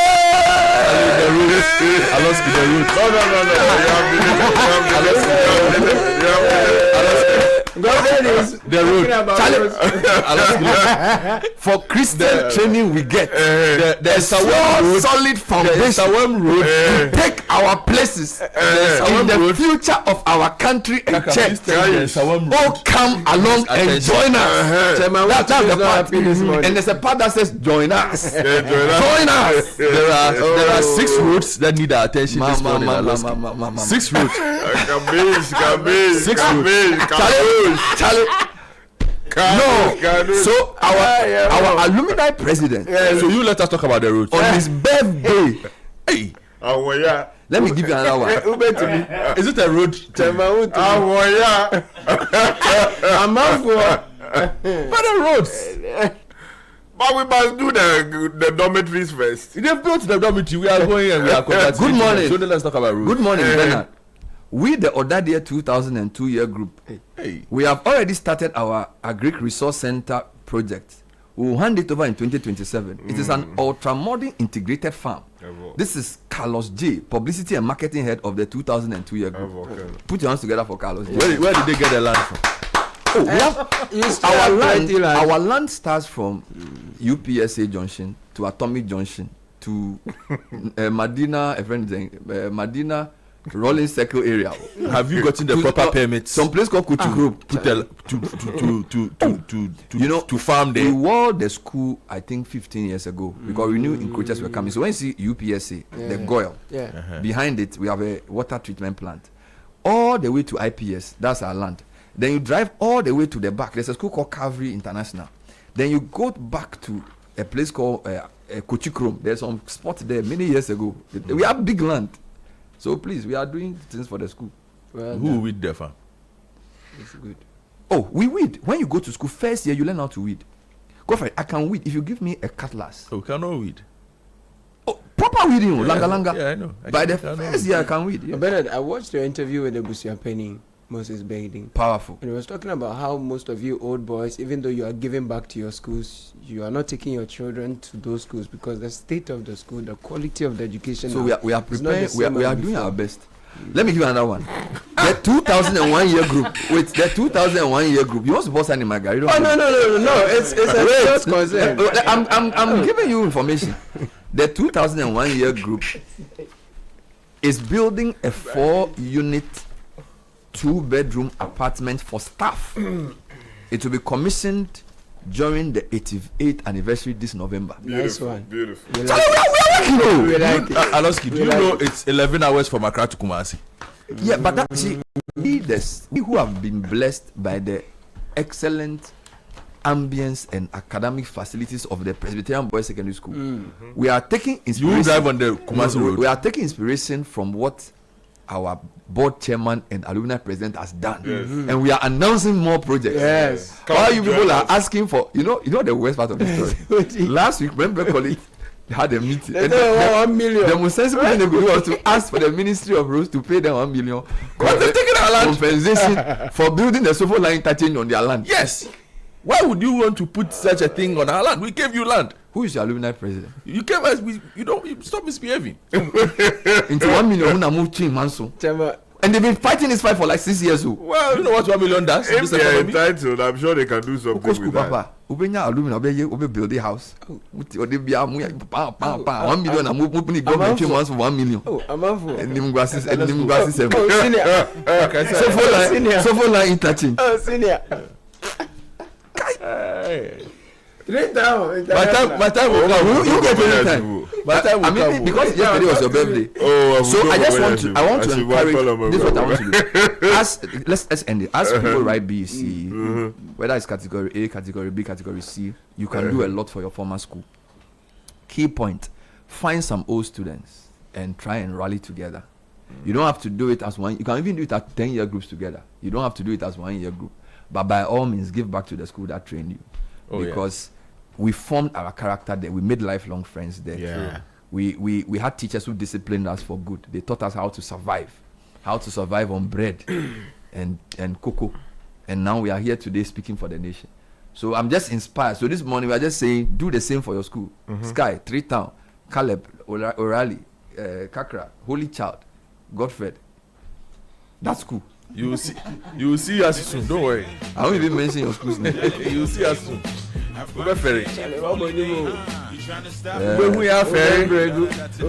So all of us are going there today. Caleb, do some announcements for us. All right. In the meantime, this June, don't just watch the World Cup. Live it with over a decade as an official FIFA sales agent. Much experience hospitality brings you premium access to football's biggest stage with VIP seating, exclusive lounges, gourmet dining, and priority entry. No stress, no hassle, just pure football luxury. It's more than a ticket. It's the World Cup experience. Upgrade now. For enquiries, please call 055 155 119. Visit matchexphospitality.com or walk into any Absa Bank branch. 2026 World Cup experience is brought to you by Match Experience Hospitality. Absa Bank is our official banking partner. Glyco is our official travel insurance partner. Match Experience Hospitality. Don't just watch the game, live it. And you know that moment when the alarm rings and life is already asking questions. Campus, office, hustle, dreams waiting to be chased. Those are the moments when you need something that helps you show up and keep going. That's why Cowbell Coffee stays with me every single moment. Whether you're grinding for that exam, pushing deadlines at work, or cooking up the next big idea, Cowbell Coffee gives you that creamy taste and rich coffee aroma to kickstart your day right and enjoy it anytime, because success doesn't just happen overnight. It's the little moments, the early mornings, the late nights, and through it all, Cowbell Coffee Day with you. So they say the future is coming, and we are shaping it. Join the continent's biggest fintech gathering at the 3i Africa Summit 2026 under the theme The Next Frontier, Shaping Africa's Integrated Fintech Future. From May 6 to 8, the Destiny Arena in Accra becomes the heart of Africa's integrated fintech future. Come connect with founders, meet the regulators, and close that deal with global investors as we redefine how Africa transacts, invests, and grows. 3i Africa is proudly hosted by the Bank of Ghana with support from GIPS and the Global Finance and Technology Network. Register now at 3iafrica.com and be part of the transformation. Let me tell you, everyone is winning in the Ongalicious Abingwaha promo. Over 4 million Ghana Citi worth of cash and prizes to be won. Just look out for the special Ongalicious promo packs. Submit 20 Onga powder promo sachets and 20 Onga shrimp tablet promo wrappers at any Onga redemption center near you, and you receive a scratch card. Scratch it, review your unique code, send it to star 713 star 27 hash and win instantly. There are cash prizes of up to 20,000 Ghana Cedis, deep freezers, smart TVs, kitchen appliances, and so much more up for grabs. Promo runs from 15th April to 15th of July 2026. Hurry, don't miss. Terms and conditions apply. So I have a question for you. What do you give the woman who has given you everything? This Mother's Day, give her a moment of true love at Biposo Wellness Resort. Whether she finds joy in creativity, gentle adventure, or peaceful wellness, there is a thoughtfully curated experience waiting just for her, designed to leave her with lasting memories and a renewed sense of ease. This is more than a retreat, it is restoration, recognition, and care, beautifully expressed. Guys, I went to Biposo on Friday. To go and experience the place. Yes, to arrange How yourself. was it? I didn't want to come back to. It's just far. It's not far from a Brigel. So basically, you get on a Brig Hill, maybe like a kilometer before a Brigel. So turn right. Sky. How's the The air? view. You can see Environment. from there. You can see Tema. Thank you, my Tema. You can see the port. You can see the whole of Accra. That's right. And they have some nice swimming pool on the rooftop. Jesus. You can just Charlie trees. Agbedu. Oh, Charlie.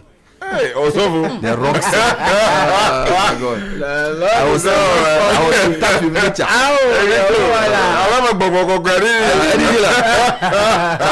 So the people also know it's not the kind of place you go in a hurry. So when you go, you take your time and you stay. Yes. So actually, the way I went and I was rushed out, I wasn't happy. I should say the ASM quality was the one you were. I brought some of the air back to Accra. Oh, beautiful. So please, if you want to take your mind off the stress of Accra, go to Biposo. Yes.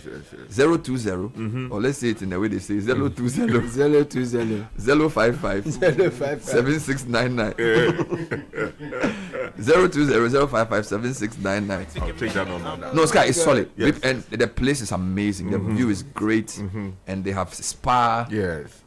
The thing they put something on your back, palette. I didn't do some. They don't put, but they threatened to do it when I come put, back. orange they on your put eyes. cucumber on my eyes. Cucumber. They said they'll put cucumber.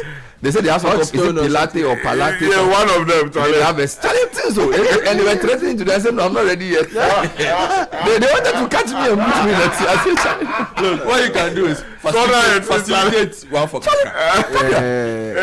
Sky. No, cucumber. They wanted to catch me and put me in the tea. I eat it. Charlie. They say something called Pilate, then sauna, then spa, then things. People they do things for Ghana. Brutal.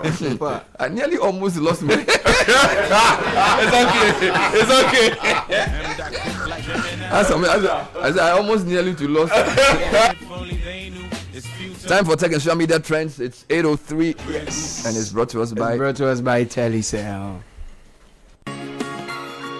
Edwin Kwakuf is here. Edwin, good morning. Good morning to you, Bernard, and good morning everyone else.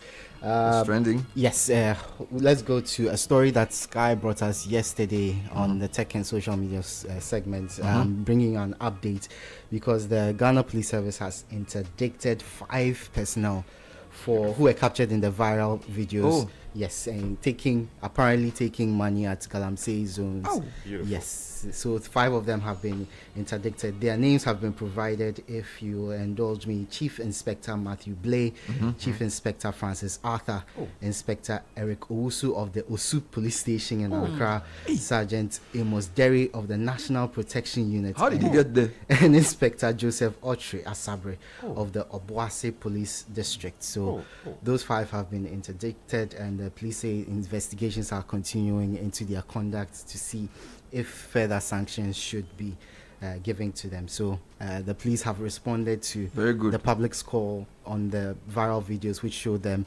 allegedly taking money or demanding money from people at Galamsey. I think this is commendable. Was it last week where we were talking about police exploiting people who report cases? Would like to see more from the leadership. Yep. Okay, so let's move on to the BEC. And of course, yesterday was the start of the BECE, which is the Basic Education Certificate examinations for the JHS students. It seems that not only the students are engaged in malpractice, apparently some teachers have also been caught as well. 7 teachers have so far been arrested for various infractions. So among their offenses was they revealed that some soft questions were put on external platforms for them to communicate to the students. Some were the questions were fed into AI tools like ChatGPT to generate the answers, and then they'll be passed on to the students as well. So there were 3 of the teachers were arrested in the central region, 2 in the Bono region, and 2 in the Ashanti region. So far 7 people have been arrested. Let's not spoil our students. Let's stop that. Just be doing that. People should study and write exam. You want to do what is that? Anyway, what else? Yes, so we move on to some football news. And yesterday there was a huge development in the race for the Premier League title because Manchester City, they drew with Everton. They almost lost that game. They managed to pull back after being 3-1 down to Everton. You see social media. If it was Arsenal who drew, we say, hey, Arsenal, they are chokers, they are bottling. Man City has drawn, nobody's talking. Hey, human beings. If Arsenal does, I'm not an Arsenal supporter. This is Arsenal's year. Yeah, it's like people just want to do Arsenal. Oh, Charlie. Yesterday I was praying for them that at least Man City has drawn there. Nobody is calling them chokers. Oh, Charlie. Oh, well, I think you can understand. Arsenal have spent more time at the top of the league table than Manchester City have. So it doesn't matter how long you spend on there. We all play. We all start from the same day. So the person who ends, the one who ends is the one who matters. Yeah. People just want to do Arsenal. They have to win at least this year. They should win it. Well, they have to. They have to. Now they have to win 3 games. They're in 2 major competitions now. Champions League. They're in the semi-finals where they'll play the second leg later. They need cool heads. You know, sometimes when it gets to this side of the season, you know, they tend to mess it up. But this year, please, Arsenal, pull it off. It's important. Your people need it. You saw the video of the young man who was attacking Pep Guardiola. You two, why are you greedy like that? You won enough. Okay, so we'll move on to some tech news. And usually I bring you tech stories. This time I want to bring you some tools that could help you in your work. Something that's helped a lot of people and has helped me as well. So the first thing today is AnyDesk. I wonder if anyone here uses AnyDesk. AnyDesk. Yes, AnyDesk. ANYDESK. AnyDesk. We use it constantly. It helps remote work. So what you do is you install it on the machine where you want to use it, and then on your phone or any device that you have. So anywhere you are, you can access either machine, depending and files. So you can do your work from wherever you are without having to be where the original machine is. So AnyDesk, for anyone who maybe lives far away from work or doesn't want to go to the office every single time, if you don't have to install any desk, you can have access to your files at work while you're at home or wherever and still be able to do your work. But it is important that you try and understand your company's policy on some of these tools, because some of them, because of the nature of the services Security they issues. provide, there are security issues there. So please align with company policy, because you might get the tools into the wrong hands. That's right. All righty. Thank you. That was Tech and Social Media Trends with Edwin Kwakopi. There are many reasons to connect, and it's all to put smiles on the faces of those you love. Daddy, thanks for the tea cash, okay? I love you. That's my daughter Angela. Caring for my parents, that's my duty. I also get to pay my utility bills easily with Telecel Cash. And to the suppliers at my shop, hello sir, Telecel Cash payment received right on time. Thank you. I get to make them smile because I can pay to my suppliers' merchant numbers, even on other networks directly. My dear ones, we keep the connection stronger when our family, friends, and business relations are happy. Live on cash, enjoy convenience, and make those who matter smile when you send them money with Telecel Cash. Telecel, connecting energies. Dear business owner, congrats on not giving up on your business. You deserve a medal, and your business deserves to be taken to the next level. In fact, it's about time you run a Zenith Bank SME account so you and your business can enjoy the perks of the Zenith SME Business Card. Oga and Oga Madam status. The Zenith SME Business Card is a Visa debit card for making secure payments for goods and services. Enjoy great benefits such as free customized digital SME training, free marketing toolkits, access to Visa practical skills training, and more. Unlock the potential of your business today. Visit any Zenith Bank branch nationwide and sign up for the Zenith SME Business Card, the ultimate payment solution for SMEs. For more information, visit www.zenithbank.com.gh or call 0302 680-884 or 0307-086-370. Zenith Bank, in your best interests.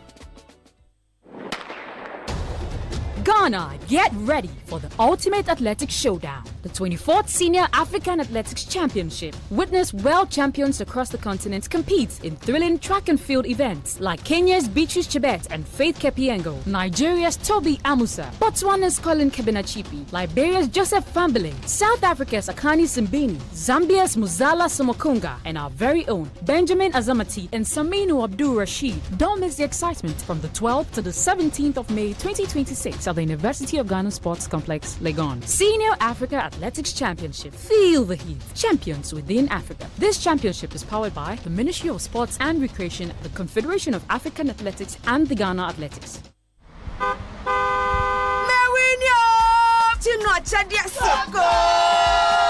Buy any promo pack of Gino Tomato Mix, Gino Pepper and Onion, or Gino Jollof Tomato Mix. Cut open the sachet, find the code inside, text the code free of charge to *844*99#. There's over 2.5 million Ghana cedis in airtime to be won, plus amazing appliances and the grand rewards, a brand new car, and an all expenses paid trip to a dream destination. This advert is FDA approved. This promo is regulated by the NLA on the Caritas Lottery platform. Terms and conditions apply. The World Cup is coming.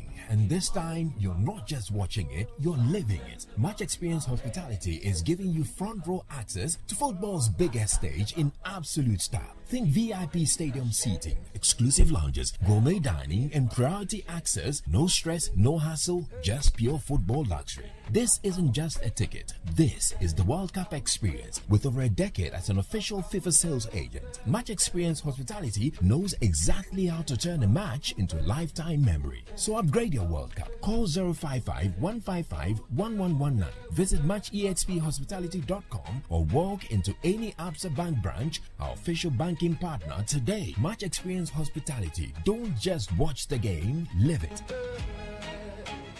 Match Experience Hospitality is doing this with Absa Bank as its official banking partner and Glyco as your official travel insurance partner. Your future starts here at Alexis University College, a place where knowledge meets innovation and dreams become reality. Guided by integrity, excellence, inclusivity, and innovation, we prepare students to thrive in a rapidly changing world. Explore our accredited programs: nursing and midwifery, accounting and IT, banking and finance, marketing, human resource management, ICT, computer science, cybersecurity, applied insurance risk, and data analytics. Admissions are open now. Visit our campus at Tema, Comte 25, Peasby Junction, or apply online at www.delexusuniversity.edu.gh. Call us on 055 1198 100 or 055 1126 448.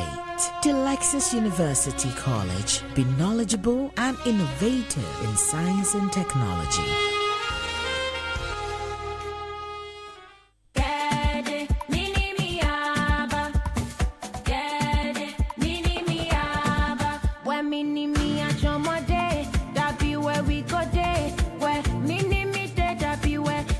Go day, say a party, mini me a chomo, crunchy, chilling with friends, mini me a chomo, tasty, take chuck your hunger, mini me a chomo, crunchy, break time please, mini me a chomo, tasty, mini me a chomo, mini me a chomo, mini me a chomo, come and taste the fun, mini me a chomo, mini me a chomo, mini me a chomo, come and taste the fun.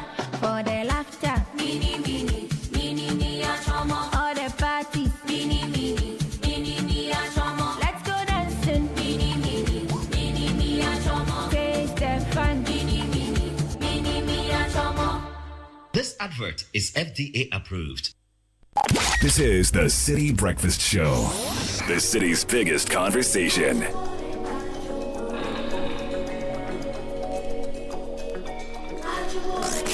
Unleashing the power of relevant radio. This is City 97.3.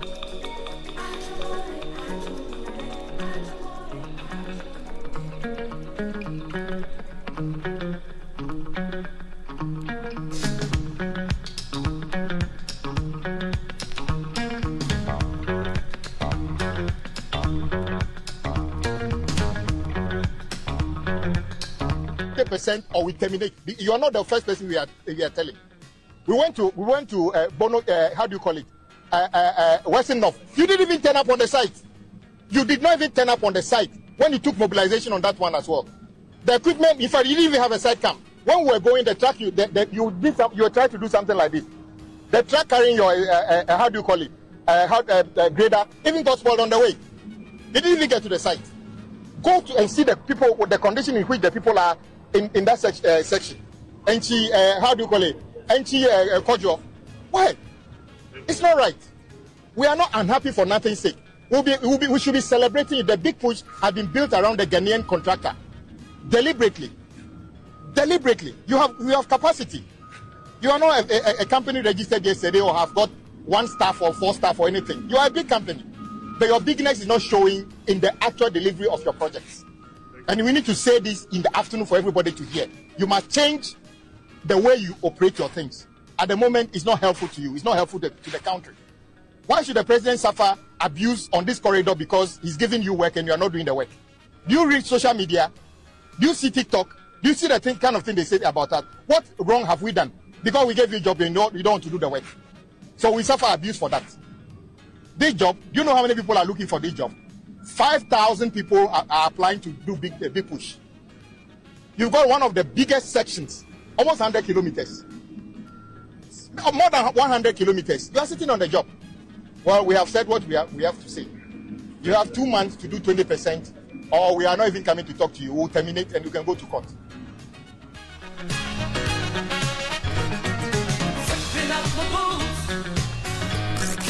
Unleashing the power of relevant radio. This is City 97.3. So, what is the state of the road project that you use? And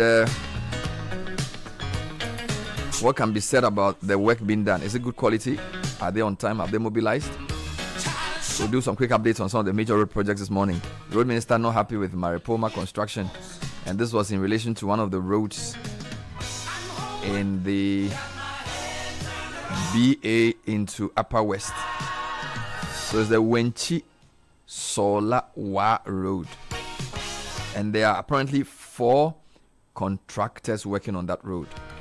So, Sky, if you know, when you go to Bono region, there is a Western Corridor Road that takes you from Wenchi through to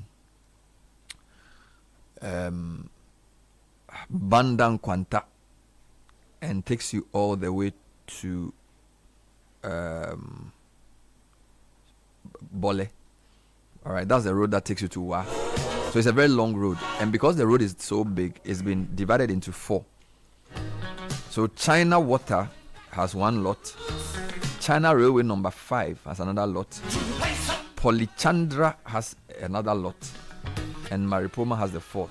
So Polychandra sounds Indian, right? So like 4, and the minister was on the Maripoma section, and he was unhappy that despite being paid mobilization, the contractor had not done the road, or he hadn't even gone to site.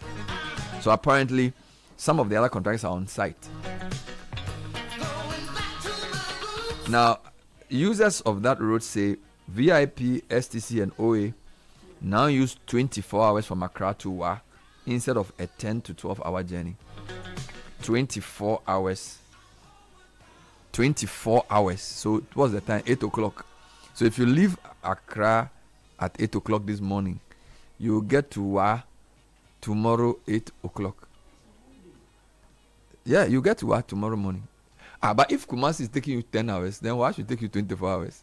This country is serious. I'll come to this shortly. But the reason the minister was unhappy was that the contractor, and by the way, this contractor has a lot of projects. I'm going to run you through some of the projects he has. Now, this is not anything against the contractor. It's more around, I think the minister is a minister in the ministry, and highways have questions to answer themselves. All right, because if a road project is important to you and you want to finish it on time, are you saying that there aren't other contractors to give the road project to? You get it? Because this contractor is already on Akratema. It's a major road project. He's already doing the Pokwasi in Sawam, major road project. All right, so why are you giving him another project and then complaining that he's not able to finish? All right, so that's the question I have for the people in charge. But let me hear from Caleb. Caleb, give me a few more quick announcements. Yes. Go ahead. Yes. Something is happening.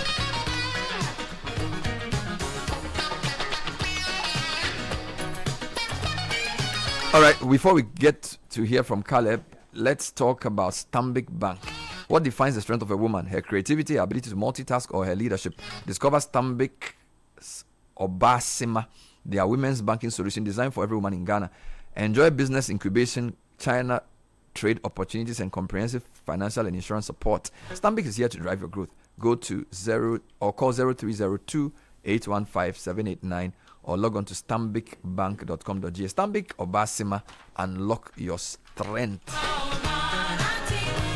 You know, life doesn't stand still for you. It doesn't wait for you to be prepared. It just moves on. The best you can do for yourself is to prepare for life instead. A flexible policy like the Old Mutual Legacy Transition Plan to help build a legacy that offers you cover of up to 300,000 CDs with no underwriting, greater flexibility with no limits to the lives you can cover up to age 80, and an uninterrupted cover, enabling you to secure what matters most in the simplest ways. Dial *378*3# to request a call for the Old Mutual Legacy Transition Plan today. Old Mutual, do great things every day. Yes. Bernard, yesterday a lovely ride drove past me, and I kind of really liked it, and I saw the Mijo writing on it, and it's like a ride hailing app that is in.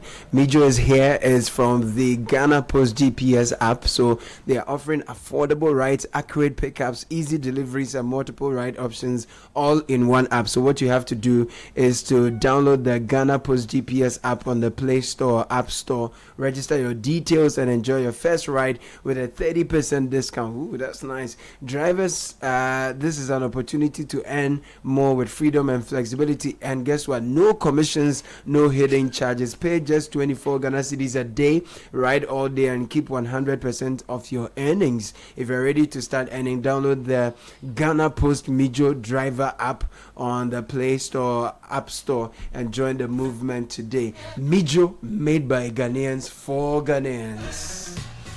And if you're dreaming of studying abroad or taking the IELTS tests, or you've been scammed before and you're wondering, well, the IDP Education will give you free counseling and application support services, completely free, as I said, and they'll help you save some money while you secure genuine opportunities abroad. Your journey begins with IDP Education Ghana, your trusted global partner for study abroad services and IELTS testing.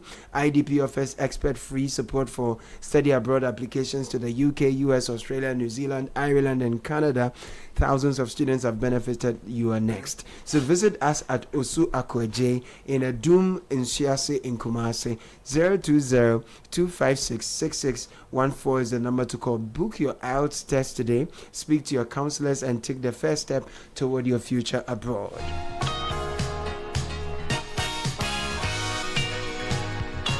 Growth is not just about size, it's about being better. At First Atlantic Bank, integrity has always been our guide, which is why we've become a PLC listed on the Ghana Stock Exchange, strengthening our accountability and deepening our credibility and positioning us to serve families, businesses, and communities. First Atlantic Bank now, First Atlantic Bank PLC, more than a new status, it's a promise to lead with integrity, customer centricity, agility, resilience, and excellence. First Atlantic Bank, refreshingly different. The IO annual cover got you covered. With just a yearly premium of 159.50 cedis or 264 or 396 for yourself and your family member, you get up to 16,125 cedis to support funeral expenses and up to 322 cedis daily hospital cash benefit per night. And yes, you can even add up to 6 family members from 1 to 69 years old to your policy. Sign up by dialing star 928 star 10 hash. Select annual cover and sign in seconds. You can also WhatsApp 059-691-8235. All right, I have more news for you guys. So, having done further digging, there are first one is a correction. So, China Water is a Chinese company. China Railway is a Chinese company. Polychandra is also Chinese. Yeah. The Polychandra is also Chinese. So there are 3 Chinese and then the Ghanaian one. And the minister was blasting the Ghanaian company. Now, some of the projects under big push. Rehabilitation of the Wahan Road. Maripoma is the. So this one, the ones that are ticked are all Maripoma. Yeah. So you have yes. So you have there are a number of roads there. So the upgrade of the Tumuhamile Road, upgrade of the Tumuhan Laura Road. Yeah. So there are lots and different portions given to different companies. Yeah. Right. Because the road is so big, Mawums has some of the roads. Polychangda has some of the roads. China Railway number 5 has some of the roads. Maripoma has a lot of them, and then Timeline Innovation has a few. Rolinda 2 has a few. Medmo has a couple. And then S&L Construction has a few. First Sky also has a couple. Now, the point we are making is to the Ministry of Roads and Highways. Why is the minister ranting and not taking further action beyond the rant? And Sky, this worries me because it seems as if in Ghana, people give directive and nothing happens. The president directed that the buffer stock company should buy local rice. Yeah. Yesterday we were told that they didn't buy the rice. Well, they didn't buy. They didn't buy the rice enough. No, they didn't. Where's the story? Maybe they bought some. You see, I'm linking the two to say that is it that when people say something, there's no follow through or what? All right, because here's the story that we have about the president's directive. And I'll come back to road shortly, but this is more like to make the point. President Mahama directs Buffer Stock Company to...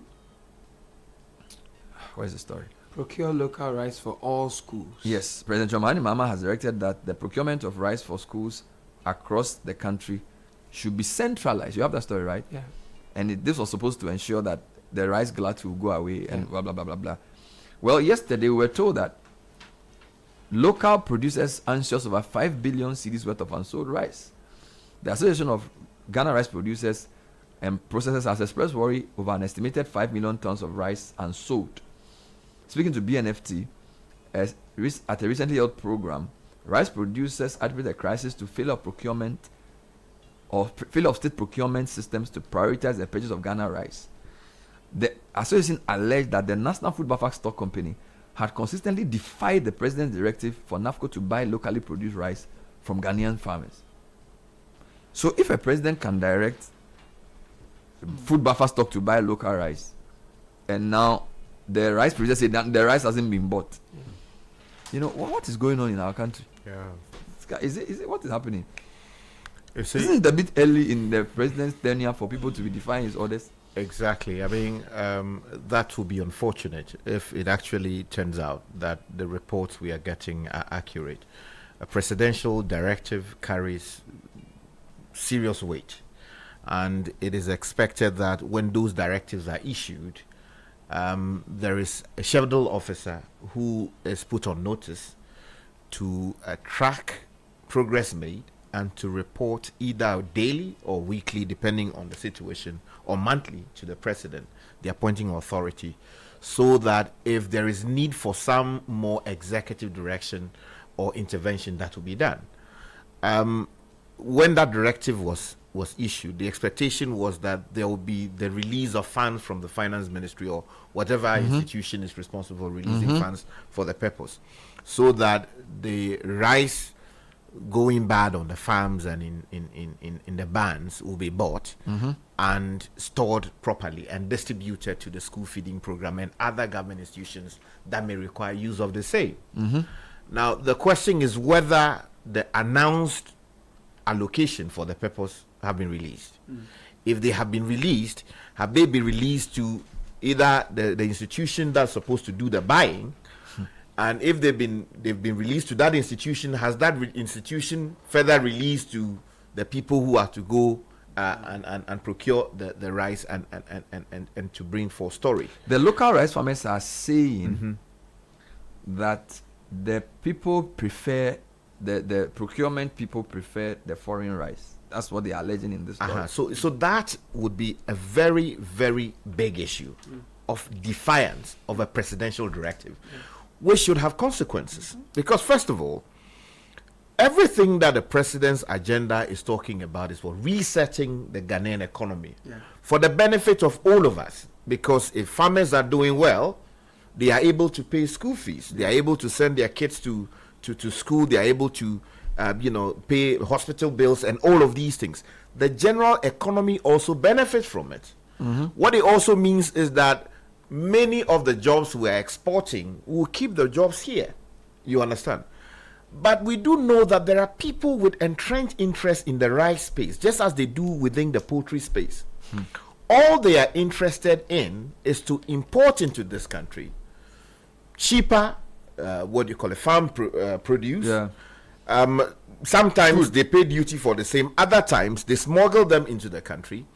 And with that, they are able to rip us off. And they are undermining the president's authority. So it is expected that when you hear things like this, it's been how many months since this directive?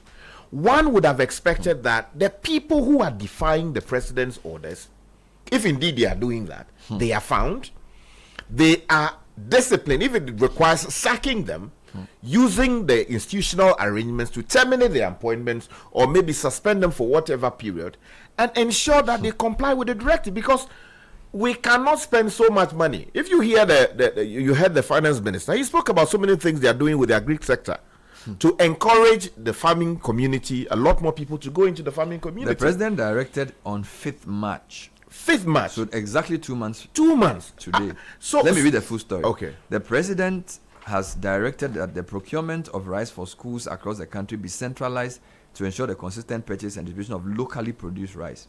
The directive follows reports that several schools continue to procure imported rice for feeding programs, contrary to an earlier government policy encouraging institutions to source food items locally.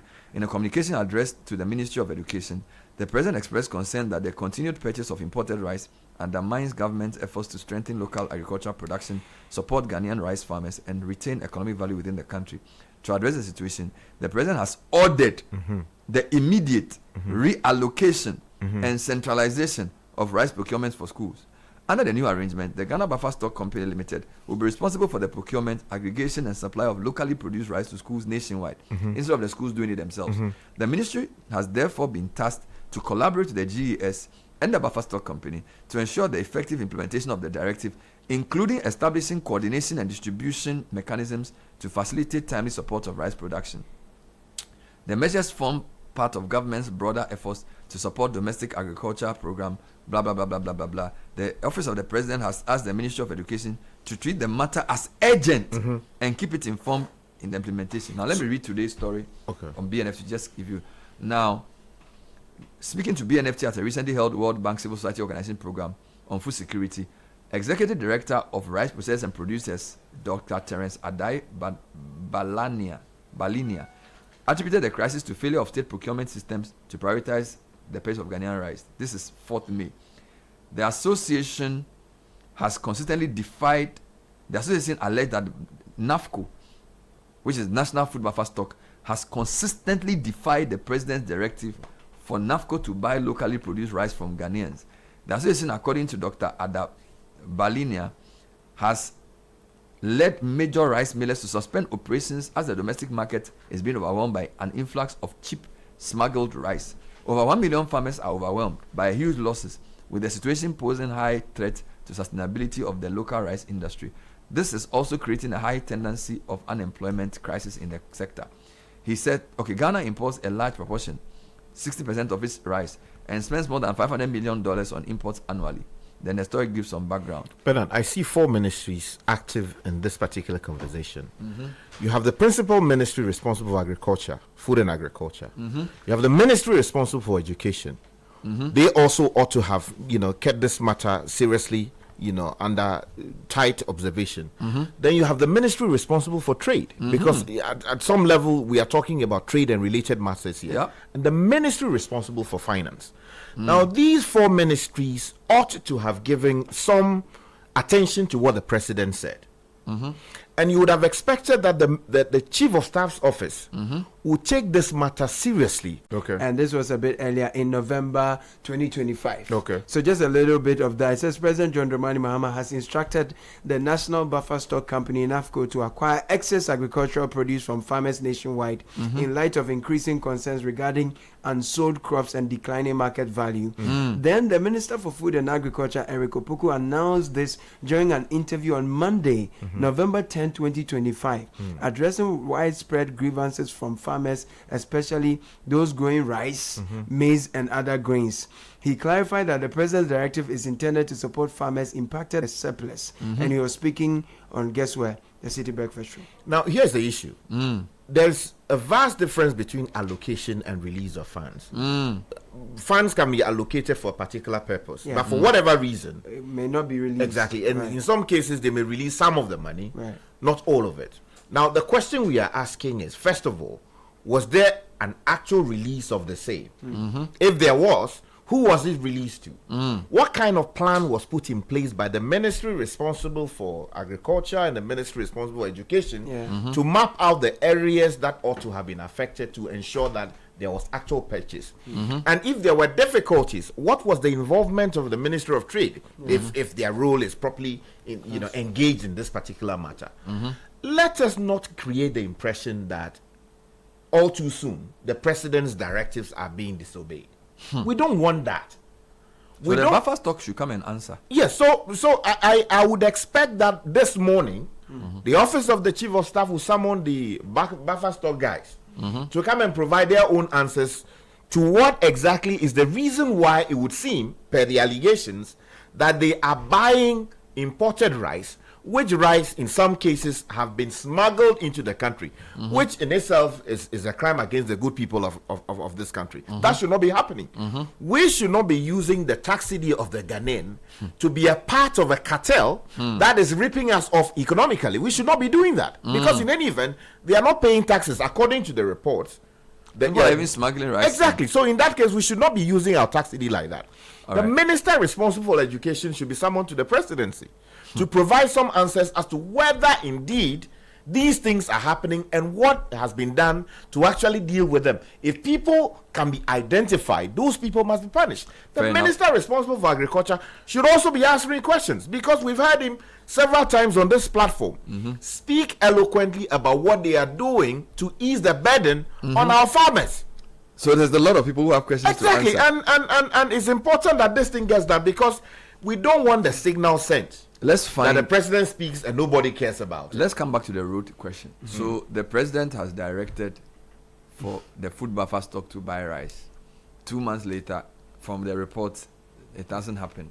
Local rice, I mean. Now, Scarlett, what else have you found about this road situation with the road minister and his rantings? I just wanted to mention that the current chief executive of the food and the buffer stock company is George Abradu Otu. George Abradu Otu. Yes, that's his George Abradu Otu. Yes, He should be at the presidency this morning answering questions. Well, to be fair, the story in the BNFT said it was an allegation from the rice millers and farmers that the rice had not been bought. I don't know if you spoke to them. So it's like an allegation that the rice had not been bought. Yeah, because if they are buying it, the farmers will know. Maybe they've bought the amount they can and there's still more. So that's why I'm saying we should wait.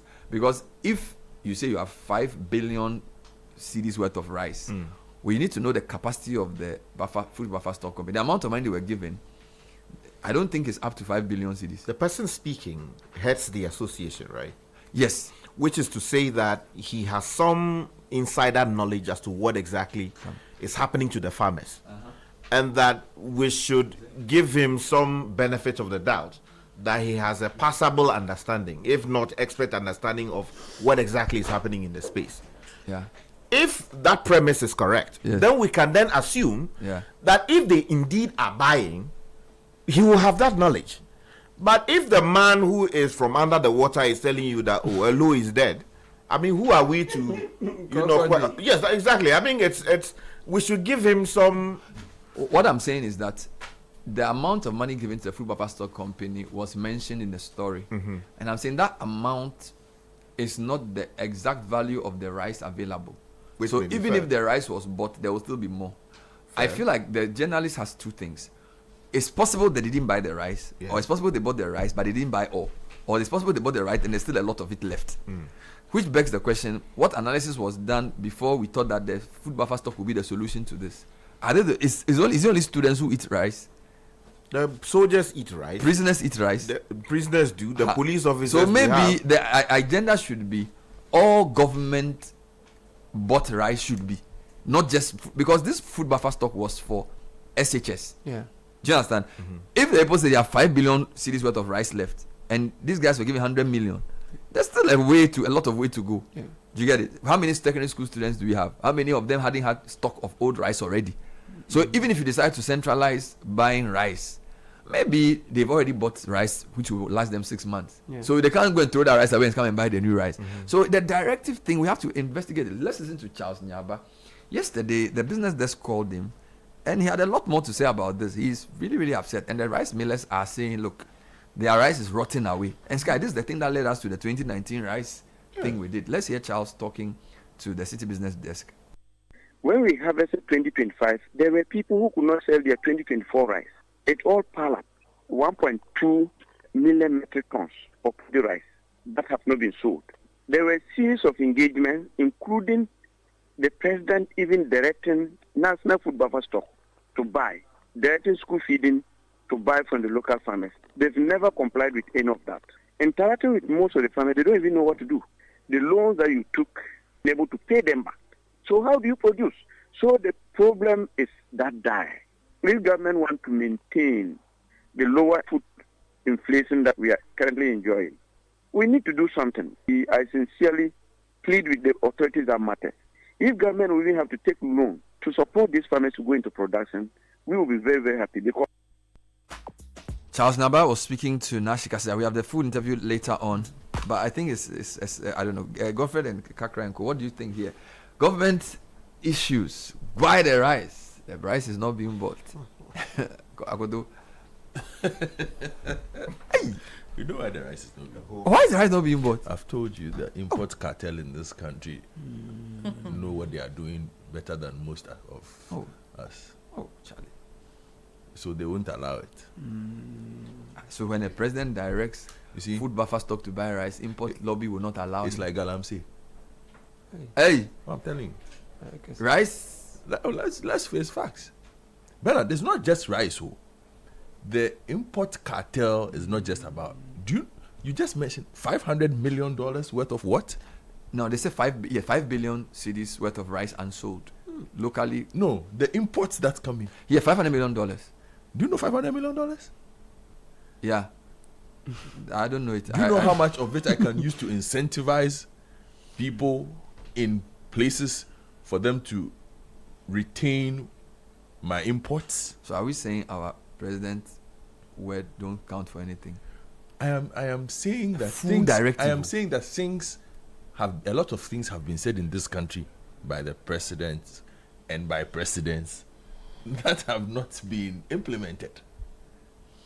Simply because the implementing agencies, the incentive to move in that direction and to implement it properly is not there. So, how many times and how many presidents have told buffer stock to purchase local rice?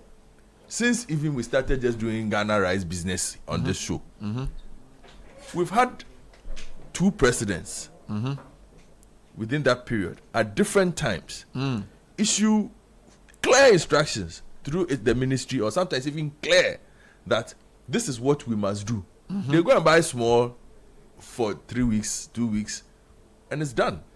It's not sustained. So I am not surprised that this is happening and Mr. Anyaba is upset. He'll be upset for a long time. But it does not look like the persons who have been told to do this feel the pressure to do it. They don't feel any obligation to obey. And they won't. And nothing will happen to them. No. If something would have happened to them, it would have happened already. Hey, you see, this is serious. No, Bernard. So when the president issued the orders, who was supposed to follow up? Who checked? If the finance ministry is paying, for instance, does the finance minister check his documents and say, well, the president issued orders that we are buying X tonnage of rice from local farmers, and I see that we have only spent 2 million buying X tonnage of rice. Why are we buying only 2 million when we are supposed to be buying perhaps 5 million or 6 million or 7 million? But I also look at the rice that is being sent to the schools, and we are spending perhaps 5 million, 6 million on imported rice. Somebody sees those numbers. Somebody sees the line items and says, okay, this doesn't make sense because there is an existing order. And also the thing is this, Bernard. I don't know, Sky can explain to me, when the president makes orders, if it is not put in writing, does it have weight? Because you see, when the president stands open mic and says, I have ordered that this be done, or I order, I direct, I hereby direct. The way our laws work, does it carry weight? Does it carry weight, or the president has to sign a document? Must he make it a law? And no, not a law, but the instruction must be formalized. All right. So, is there a written notice from his office or the chief of staff to buffer stock today that we can read to show that on the president has ordered that? Because if buffer stock will tell you perhaps the president can say what he wants to say, but we don't operate on what the president says behind the microphone. Proper instructions must come because documents must be filed. Are you sure that? No, you see, the reason that's what I'm saying. I want to ask Sky because he has experience. So you want to be sure what will give the buffer stock the opportunity to say that they won't buy the rice? Hold on. You see, the reason why I'm asking is tomorrow the president can say, "Oh, where did I say that?" Oh, we'll play the voice. No, you don't get it. You want the record? The record of it. Institutional memory will at the Ministry of Buffer Stock will not be the audio of the president's press conference or the president's instruction. So you are suggesting that maybe some administrative work should have been done. I am asking whether post that administrative work was done, and because you've outlined a series of orders, right, that have been made that have not been followed. So I'm saying I want to know if the way our system works, if the president makes orders. Sky, let's ask you this question. Does it just mean that the president has made orders, or post that he has to write it? He has to write to a ministry who will file it, because here's the thing: we are a country of records. Explain. So there are two things. Directives are issued in most cases through letters that are formally communicated to the relevant institution that you are directed to do A, B, C, and D, right? Before the fact of announcement that, okay, the president will say that yesterday I caused my office to direct so and so ministry to do A, B, C. Then he will come and announce it today at the gathering of chiefs and blah, blah, blah. So that communication has gone, and it is expected that the affected institution will act on it with a formal communication that, yes, they have received the same and that they intend to act on it based on A, B, C, and D. If there are some bottlenecks and they have to discuss it at a cabinet meeting or at whatever level, they have to go and do that. But there are times, too, the president will give the directive while speaking on his feet. And it is expected that after that, his office, the president's secretary or the chief of staff's office, as appropriate, will engage the appropriate institution or ministry to ensure that effect is given to that directive. If there are legal implications for the directive and there is need for clarification, either at the institutional level, they will deal with that. If there's need for the AG's involvement for clarification, that will Let me get a full extent. Can I come in? No, let me. I have an interview, so I'll talk to you. Let me talk to Evans Sakite, who's a former executive secretary of the Ghana Rice Interprofessional Body, to just tell us more about this. So Emmanuel Arthur, rather. Emmanuel Arthur. Oh, sorry. Okay. Emmanuel Arthur of Butterstock. Yes. Good morning, sir. Good morning, Bernard. Thank you for joining us so timely. So the president directed on March 3 that the National Food Buffer Stock Company should centralize all rice procurement for secondary schools and buy local rice. Have you done that? Okay, so let me say that somebody drew my attention that there's a discussion going on concerning buffer stock and the rice glut. And so I decided to tune in and then join and see if it's possible to help clarify some few situations. I may not have the figures, the exact figures, because of where I am. But we'll see what we can do to help. So the directives are, I think, first of all, we need to position the story in some context. I heard you make a comment that buffer stock is for free SHS or for free SHS supply. That is not correct. So in 2010, when the then President Mills set up buffer stock, the main idea was for it to keep a national, what we call a national reserve or a national emergency food reserve. But apart from the initial some few stocks that were given to us, we're about 16 years this year. For so many of the years that we have existed, we've never had the food stock or what we could call a national reserve. Until this government came in, and then the food glut, the grain glut came in, and then the president instructed that government response to the glut is for buffer stock, take action and mop all the excess grains from the farm gate across the country. Now, that directive was given, and it was backed by some action. One of the action was the release of an amount of 100 million cedis. So we were supposed to go and get these excess grains bought. What we did was we decided that we didn't want to do the buying ourselves. So we put up an advert, and then I called for people who have interest and have the capabilities, so that we issue them license to buy on our behalf. And those are the people we call licensed buyers. So they go to the farm gates and then buy to our warehouses.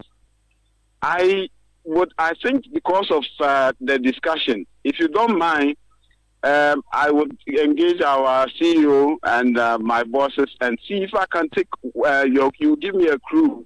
We'll go. There are 4 locations where we are keeping these food that we are buying from the 100 million. There's a warehouse in Bedu, somewhere in the Bono region of Bono is one of them.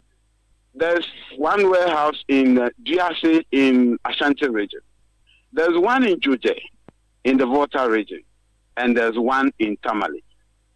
I'll be happy to take your crew to these locations, and you see the amount of grains. Like I said in the beginning, I don't have the figures. The amount of grains that we have bought out of the 100 million. All right. So much. So let's get a few points clear. Yes.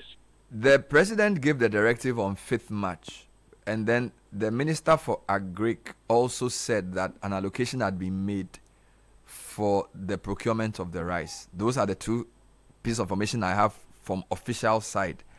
Now, are you saying that it was not for the company, buffer stock company, to buy the rice directly from the farmers, but that licensed buyers would buy and then store with you? Or would they sell to you? I just want to understand the way the arrangement works properly. Oh, okay. So the instruction was to ask buffer stock, go and buy, and that's exactly what we have done. We have bought, and we continue to buy. In fact, as we speak, we have people still on the field buying. So but you bought from the licensed buyers. You didn't buy from the farmers directly. No. So what I said was that, so instead of our personnel, buffer stock personnel, getting to the farm gate to buy, we license people we call licensed buyers to buy on our behalf. So they bring them to the warehouses. We do, most often it contains a lot of chaff. You know, we have machines that does the cleaning, and it goes through a whole lot of process before they are bagged. We check the humidity.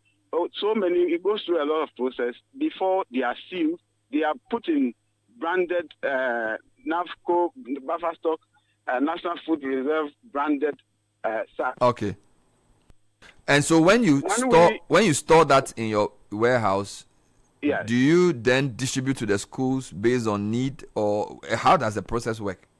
Okay, so the government instruction is that buy and keep against the emergency, against rainy day for the country. So we will keep until government gives us another instruction to release those stocks. But when the time comes that government says replenish or release, and we have to replenish, fortunately we are the same people who do the school feeding. And so we have an avenue to use it to feed the children and then buy new ones to replenish. I don't know that if that is clear. So the rice that is being kept in your warehouses is not for distribution to secondary schools. No. It is for the school feeding program for basic schools. There are actually 3 items. That's why I kept using grain instead of maize or rice. So out of the 100 million, we are buying 3 different commodities: gari, rice, and maize. And we're keeping all of these for the good people of Ghana against emergency, disaster, or any eventuality. Fair. But when the time, that we cannot keep these commodities forever or for a longer time. It's got a shelf life. So when the time comes and government says, because we need government's or order to touch it, because it's for government. So when the government says, oh, you can replenish, then we have an avenue, we have an opportunity to use it for other things, and then we will replenish it. Okay, so since the president made the directive on March 5, how much rice or maize or gari have you procured and stored? Okay, so I knew this question was coming. That's why I issued the earlier disclaimer that because of where I am, I don't have the figures. But I'll certainly get it for you. Okay, no problem. No problem. But you say you have 4 locations. So you have 4 locations. And you can confirm that for all these locations, you have both rice, maize, and gari that you procured through the licensed buyers after the president's directive. Certainly. All right. Just to be clear, when the directive was given, the president said the rice should be produced or procured for schools nationwide. Is it your understanding that when he mentions schools, he's referring to basic schools under school feeding and not secondary school dining halls? Okay, so I think this is it. So because we are the same people, we are one of 2 entities that does feeding of students in second cycle institutions. So I'm talking about the free SHS. So ourselves, the National Food Buffer Stock Company, and the Ghana Commodity Exchange, the 2 of us do the supply of food to the schools. So the National Food Reserve Program, which we are using the 100 million cedis for, is different from the free SHS that we do. So the other directive that came is that feed Buffer Stock and Commodity Exchange, feed the children with local rice or locally grown rice. So that on the side of the free SHS, we are also making sure that we don't encourage our suppliers to use imported rice. We use local rice for that purpose. So there are 2 different things, but the order to buy, to use local rice or local maize for both applies. Okay.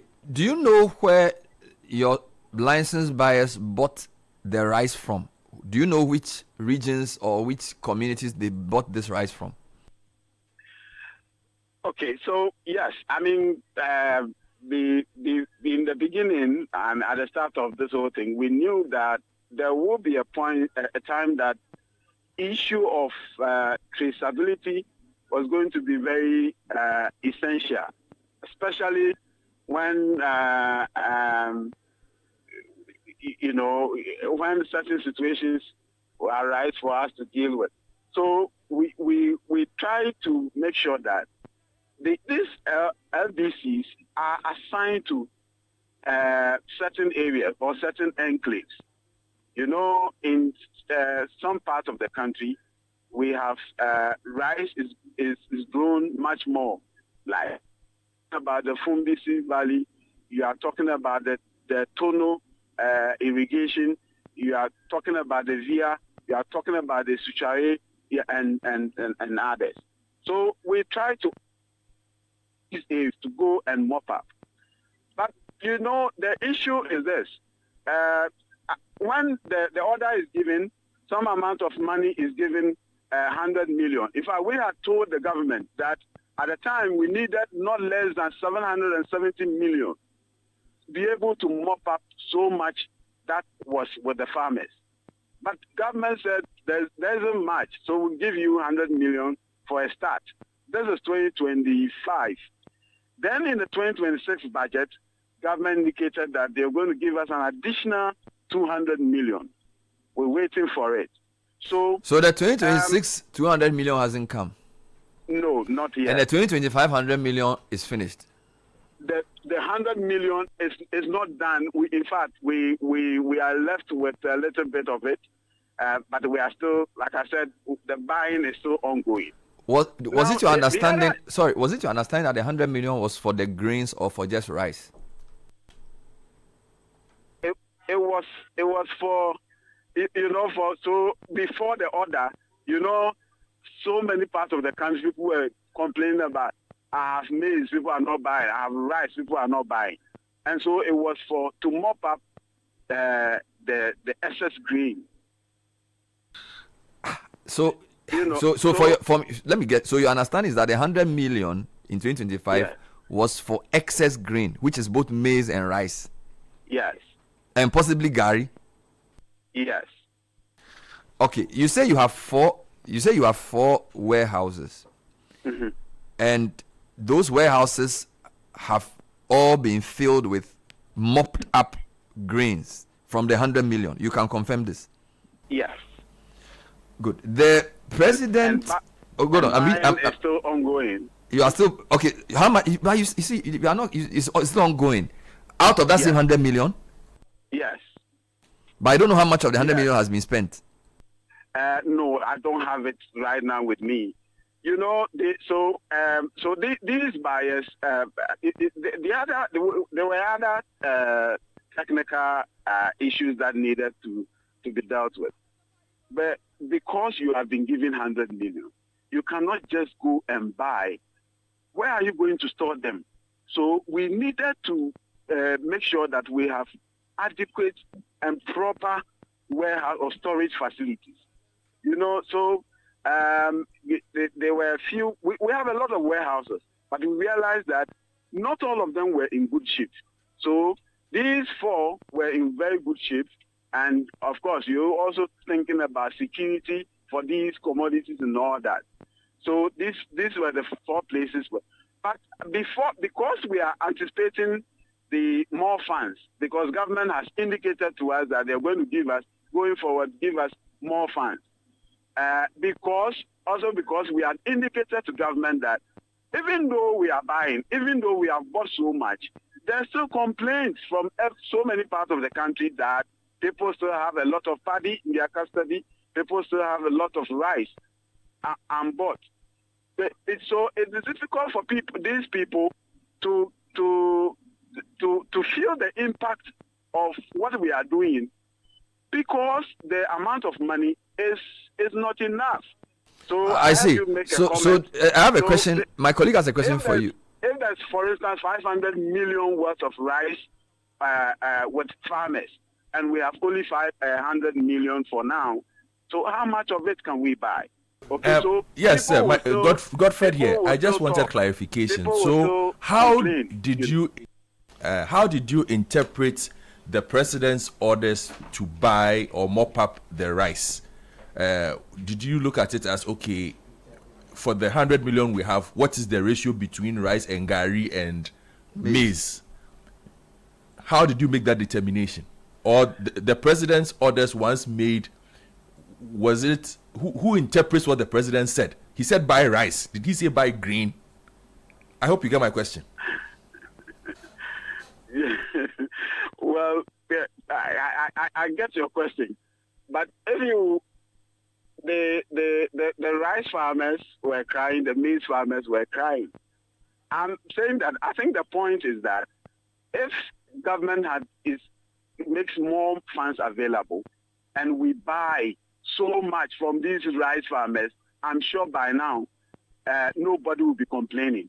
Whether you even bought oranges or in addition, but the important thing, the rice farmers, you have mobilized everything that they have from them so that they can, because we all pity them. I mean, we all know how difficult it is to farm in this country. And so for you to finish and you are not able to get market for your produce, it's painful. Okay. So if we have a means today, we will go and mobilize everything that every farmer has. But do you have an estimated? It is not feasible. So you have given me some information. The 100 million was for 2025. You have not finished using it, or not all has come. I'm not sure if you are saying you have not finished using it or not all has come. Clarify that.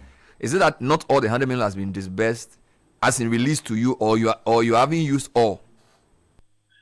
All the 100 million has been disbursed to us. But you haven't finished using it in buying the rice. We haven't finished using in to buy the rice. Okay. It is still ongoing. It's still ongoing.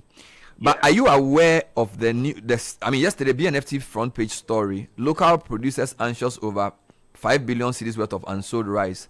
And in the story, the executive member of the rice producers, Dr. Terence Adabalinia, attributed the crisis to failure of state procurement systems to prioritize Ghanaian rice. Then he alleges directly that you guys have consistently defied the president's directive to buy locally produced rice. And his allegation is that there's an influx of cheap smuggled rice which you guys buy, and that you don't buy their rice. Direct quote from the paper. So if they have, they are the ones alleging, and maybe they have the evidence, they can produce it. But we can take you through, like I said, make your crew available to us.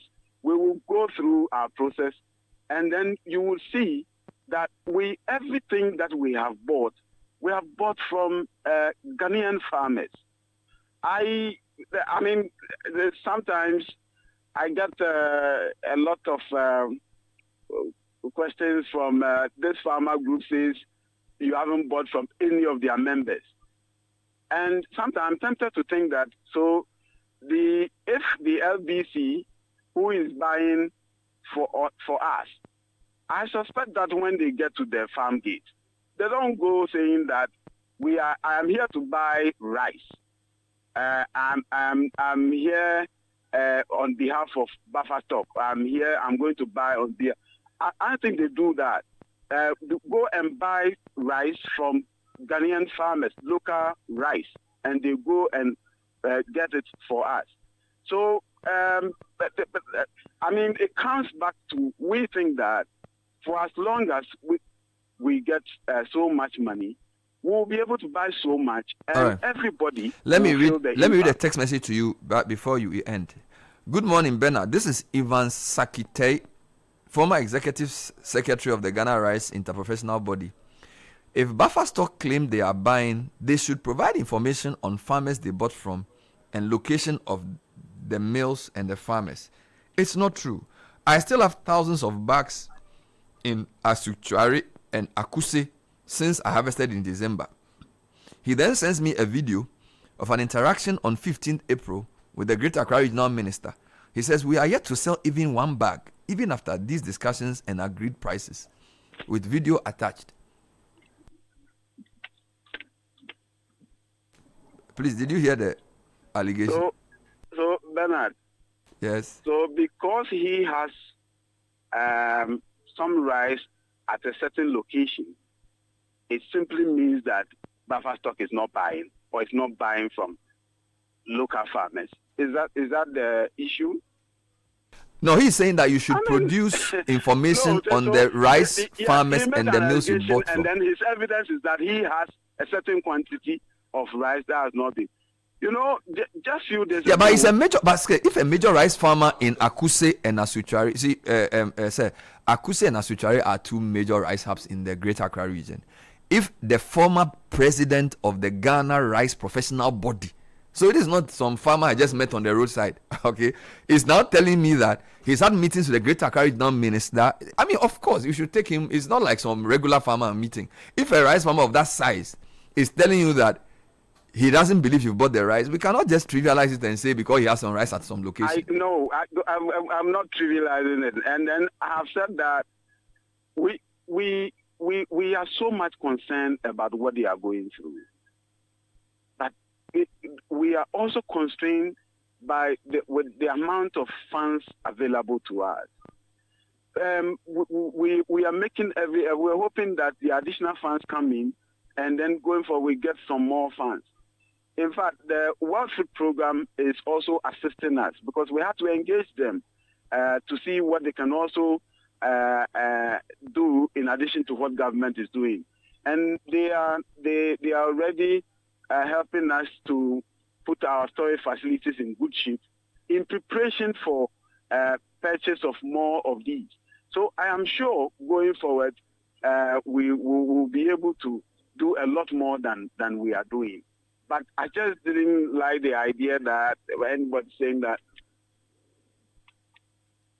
Well, all the recognized rice bodies. We spoke to Charles Nyaba yesterday. He said the same thing. I just read you a comment from the what do you call it? The executive secretary of the rice professional body, Dr. Terence, and then a former president. So it's like all the major recognized local rice farmers are saying the same thing. So you may also want to, in addition to taking us to these sites, publish a list of farmers and rice mills whose rice your licensed buyers bought, to dispel any doubt that you are buying foreign rice. Do you understand my point? Because if the government has given 100 million cedis to buy rice, and all the rice farmers are saying you are not buying their rice, you can pick a page in the BNFT tomorrow and say, this is the list of rice farmers we bought, how much we paid for it, so that it dispels the doubt. But so long as you cannot give us that information, and all these recognized bodies are saying nobody's buying their rice, you get it. I don't know how you can absolve yourself of that accusation. No, Bernard, that is not difficult to do, and I think we'll consider that.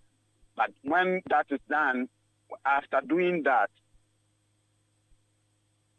okay, would that solve you the do problem? that. Yeah. By the way, Mr. Sakita is telling me that the whole Akuse and Asuchari irrigation project is crying. So it's not about him. He says, in fact, farmers in Asuchari and Akuse are listening right now, and it's not just him. He says all the farmers, and that's one of the major rice hubs in the region. So this is a very serious issue, and you may need to address a more formal press conference to explain how you've used this 100 million, and also tell us when you expect the 200 million, and how you are going to mop up the excess rice. And if indeed you need more money to do the mop up, you tell us as well, because we are here to advocate, right? If we are reporting that 5 billion worth of rice is unbought, and you are the main body that has been taxed to do this mop up, you may need to give us a clear indication of how much finance you need to do this mopping up, how much storage capacity you need, so you can do your work. So it doesn't become just arguing on air for back and forth. It doesn't help anybody. So so let me know when you will give us all that information, so we call you back, please. I'm sure we'll be engaging off air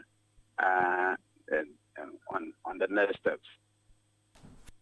Fair enough. Thank you for your intervention so far. Then I've been speaking to the PRO of the National Food Buffer Stock Company. He's called Emmanuel Arthur. He's the communication manager. Caleb, do a few announcements. We'll come back and get another interview on this. Yes, so this is for those who are into agribusiness, retailing, mining, hospitality, manufacturing, trade, and logistics. You need a partner that understands your business, and that partner is Absa Business Banking, because we get it.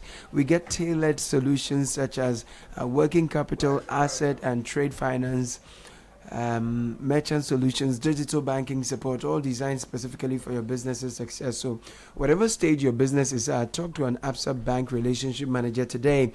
At Absa Business Banking, we get it. That's why we're here for you. Your story matters, Absa. The attention of the Bank of Ghana has been drawn to the growing and unfortunate trend of some members of the public, including traders, transport operators, and small business owners, refusing to accept the 20 pesos, 10 pesos, and 5 peso coins in commercial transactions. The bank wishes to state emphatically that 1. The above-mentioned coins, i.e. 20, 10, and 5 peso coins, remain valid legal tender and must be used and accepted for any financial transaction. 2. It is an offense to refuse a valid currency issued by the Bank of Ghana. All citizens and businesses are legally obligated to accept these coins for the settlement of debts, payments for goods. Under Sections 4 and 5 of the Currency Act of 1964, Act 242, anyone who refuses to accept Ghanaian coins, whether coins or notes, can face a fine or up to 3 years in prison. The Bank of Ghana encourages the public to continue using the 10, 20, and 5 peso coins. Let us protect the value of our national currency. For further information, WhatsApp complaints or offences, WhatsApp them to 0593 947 486.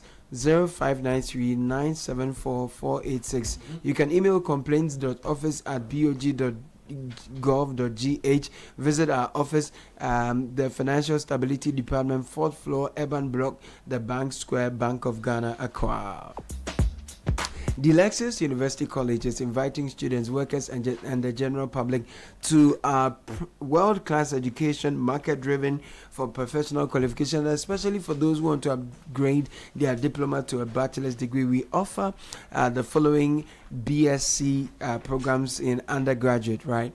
Nursing, midwifery, human resource management, accounting and IT, applied insurance and risk and data analytics, banking and finance, computer science, information communication technology, cybersecurity and digital forensics. We are located at Tema Community 25 Peace B Junction. delexusuniversity.edu.gh is how to apply online. Please call 055 1198 or WhatsApp 0577 734 549. Admissions are in progress.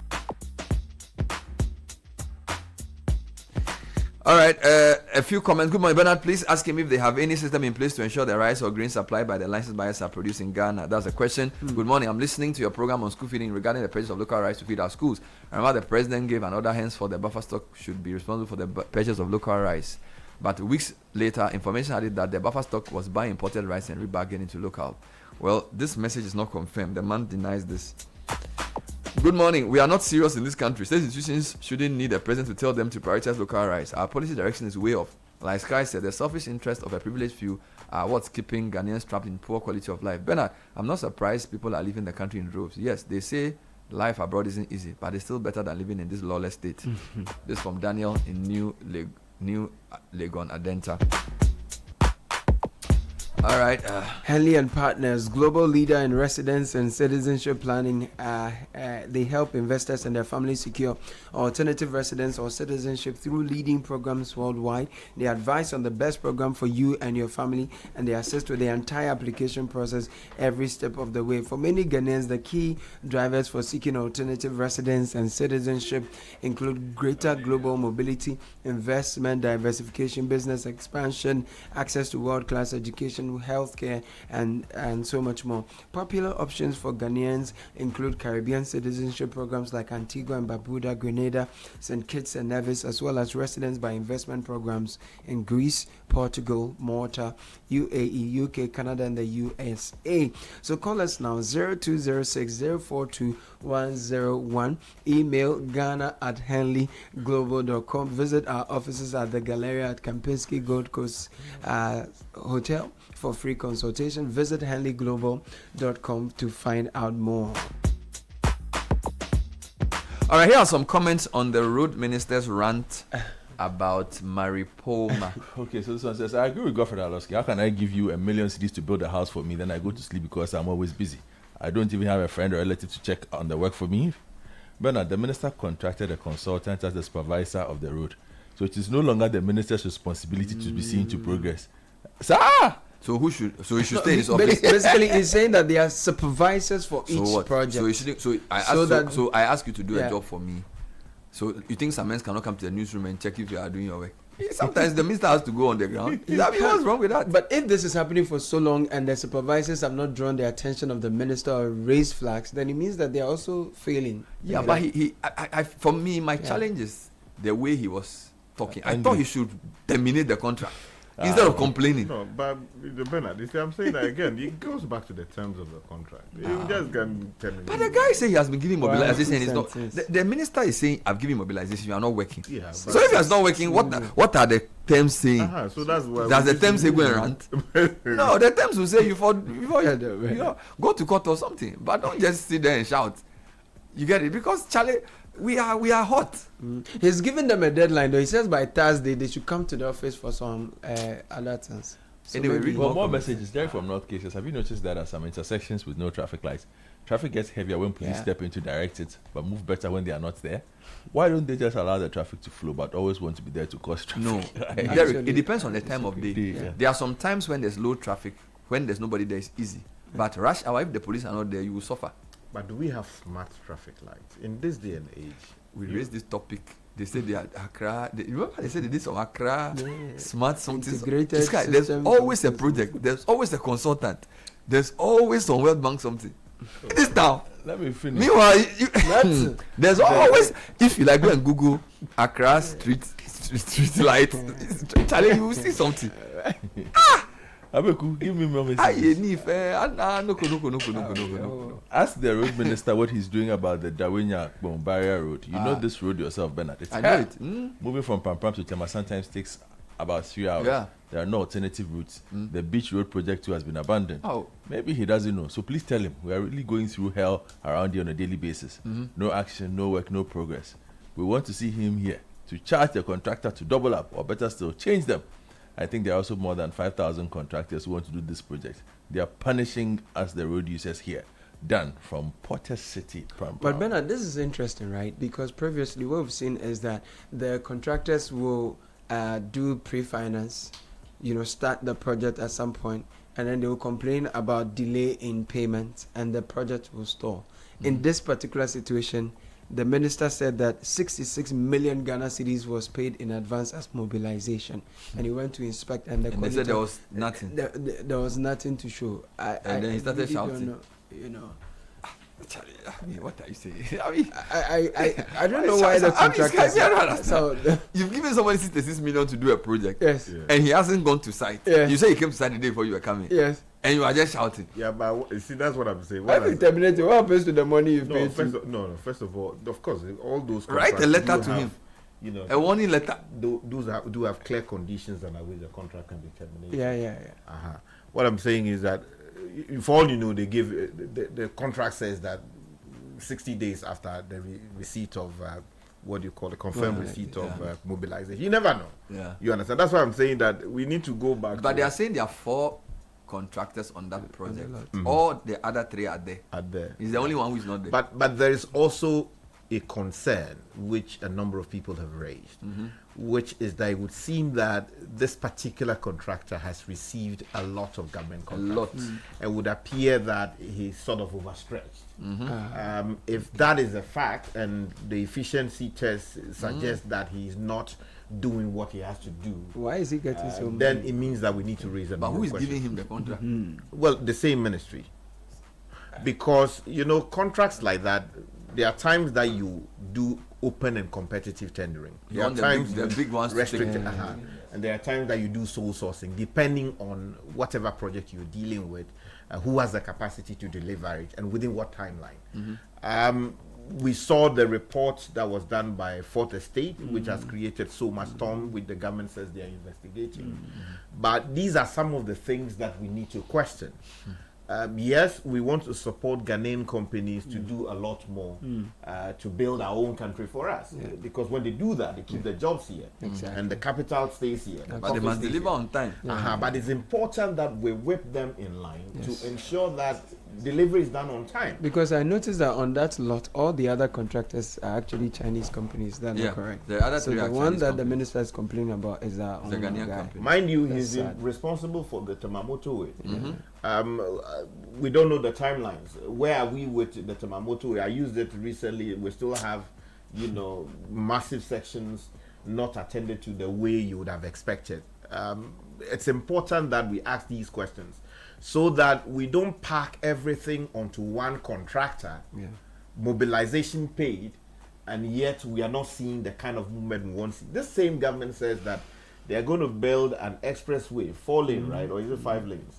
To be expressway, yeah, 6 lanes to Kumasi and 6 back. Yeah. I don't know. So far, the military has been clearing. The CDS visited some sites where his men were clearing some of the portions for the expressway. So this in response to the earlier question someone asked about the progress on the we have also seen in some cases these the clearance done. Yeah.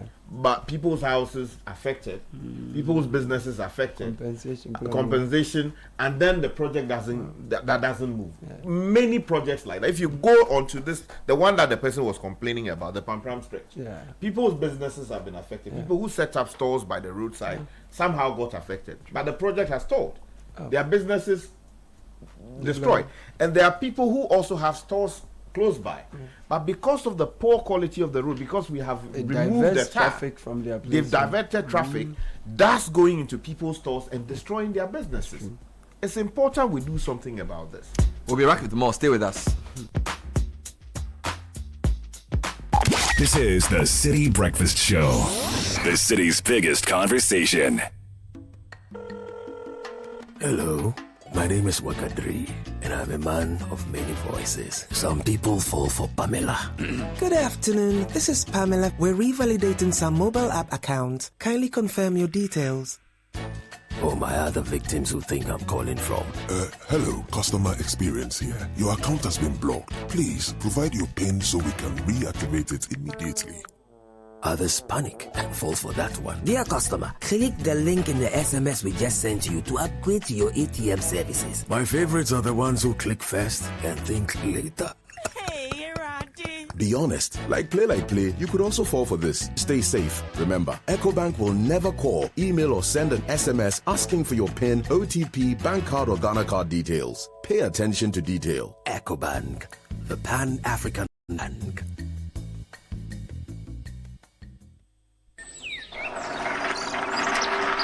This damn patch again.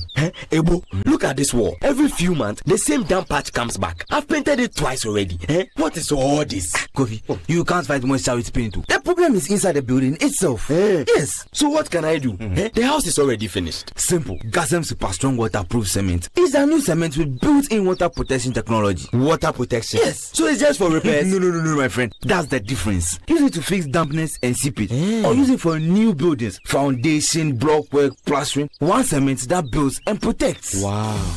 Gasem Super Strong Waterproof Cement. The one cement that builds and protects. Build it right once. Gasem, the nation builder.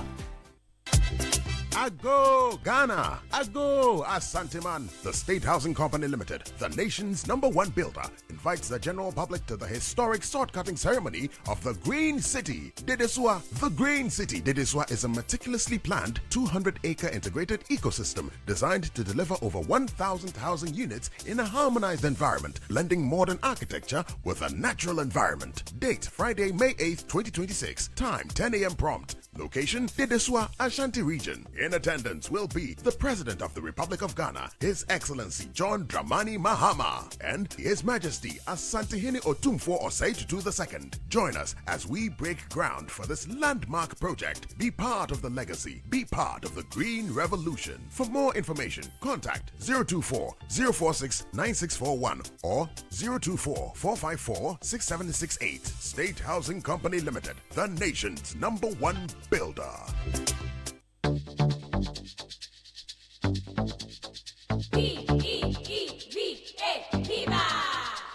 Looking for a burst of flavor in every sip?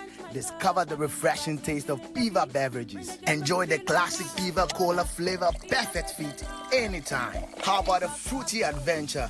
Try our delightful Piva orange fruit drink packed with recognized citrus flavor. Craving something exotic? Our Piva cocktail fruit drink brings the tropics to you. For a sweet and juicy treat, grab our grapefruit drink and don't miss out on the refreshing Piva tangerine fruit drink, bursting with tangerine flavor. Piva Cola, Piva Orange, Piva Cocktail, Piva Grape, Piva Tangy. Grab yours today. Available now at your local store. Call us on 055-00-322-31. Piva, a taste you love. This advert is FDA approved. P for Piva.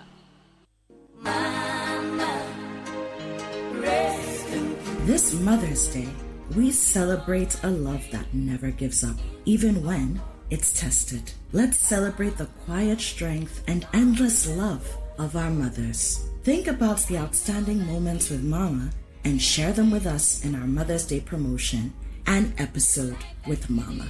Send a message to 0539 986 996 reflecting on that one moment you hurt your mother with a decision, a word, or an action that caused her pain. And yet in her quiet strength, she chose to forgive you because her love for you was always greater than the pain. Or think about the sacrifices she made, the things she went through, the things she went without, so you could have more. The sleepless nights, the silent struggles, her own dreams set aside just to see you move forward. Many times, these sacrifices go unnoticed.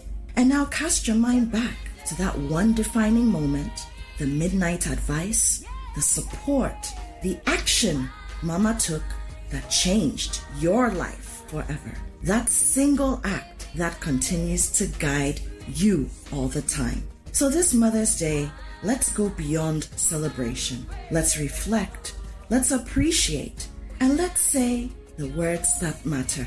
Add your full name, your phone number, and Mama's full name, and send to 0539 986 996 via WhatsApp. Let's give Mama her flowers while she can feel it. The An Episode with Mama promotion is powered by 97.3 Citi FM with support from Channel 1 TV, and it's proudly sponsored by GTP and supported by Takira.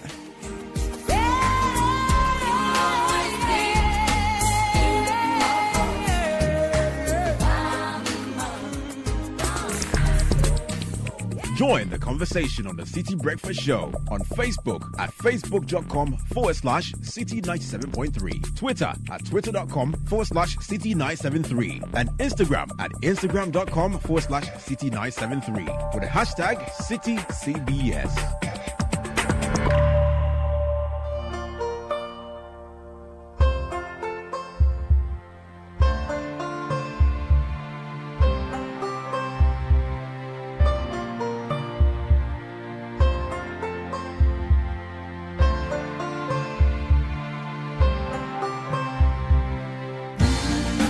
All right, so some 24 minutes to 10.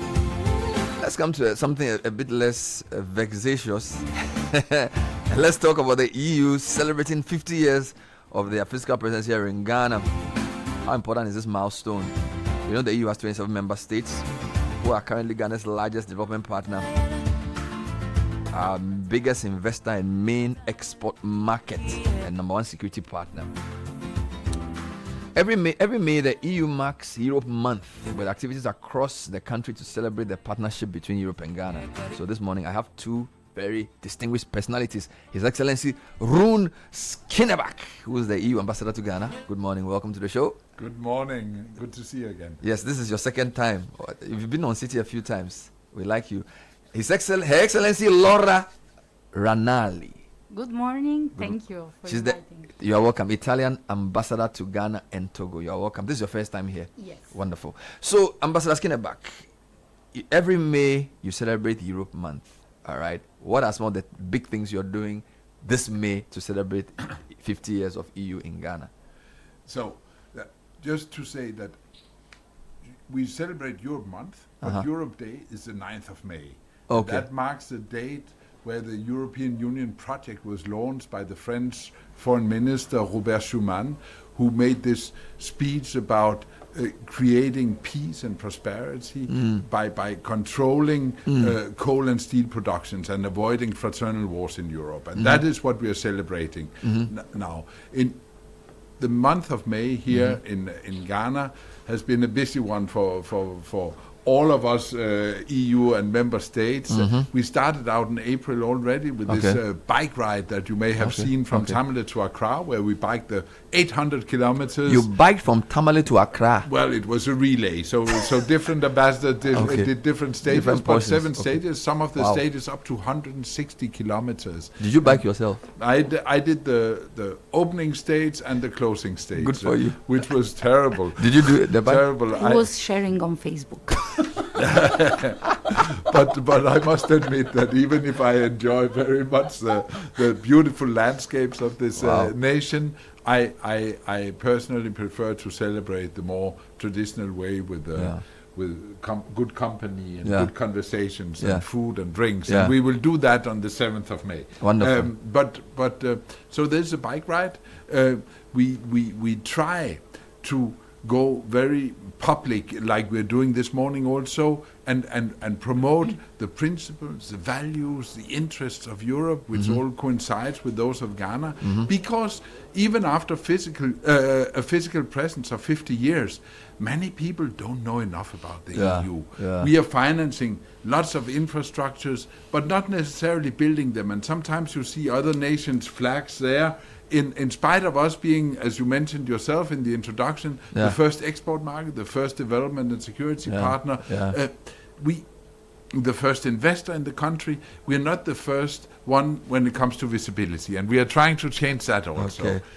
We have a big reception coming up on Thursday, where we will engage with lots of our local hosts and interlocutors.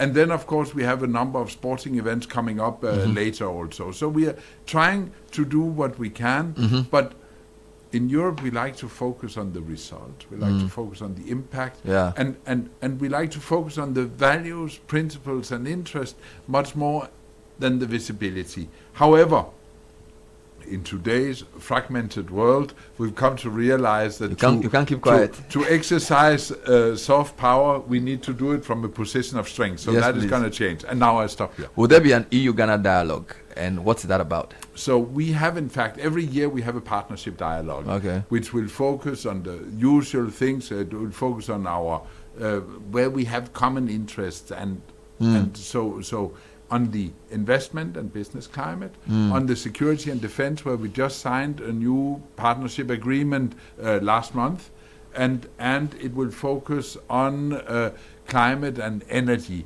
and then of course the usual governance, human rights, etc. Amazing. And we do that. It will be co-hosted by the president and myself, together with representatives. So this is a high-level government. conversation. This is a very high level, with the president himself attending, and of course member states ambassadors and government ministers. How active is the Italian team in the EU's activities? Because I know you have your own bilateral relationship with Ghana as well, but you are here on the EU's ticket for this interview. So how involved are you as an embassy in some of the stuff that the EU does? So, we are, as Italy, we are a proud member not only of Europe, but also of Team Europe here in Accra. I always say that Rune is our captain, and we are involved at different levels. So we are involved as ambassadors. We have once per month we meet as ambassadors. Then there are meetings of deputies, there are meetings of chiefs of cooperation, chiefs of commercial. This is only concerning the structure, how our dialogue, internal dialogue works. But at the same time, we are supporting all the EU strategy, and we are, let's say, our programs in Ghana, they are part of the EU strategy. For instance, EU is working to implement new job opportunities, and we are working also at the same time focusing on specific sectors.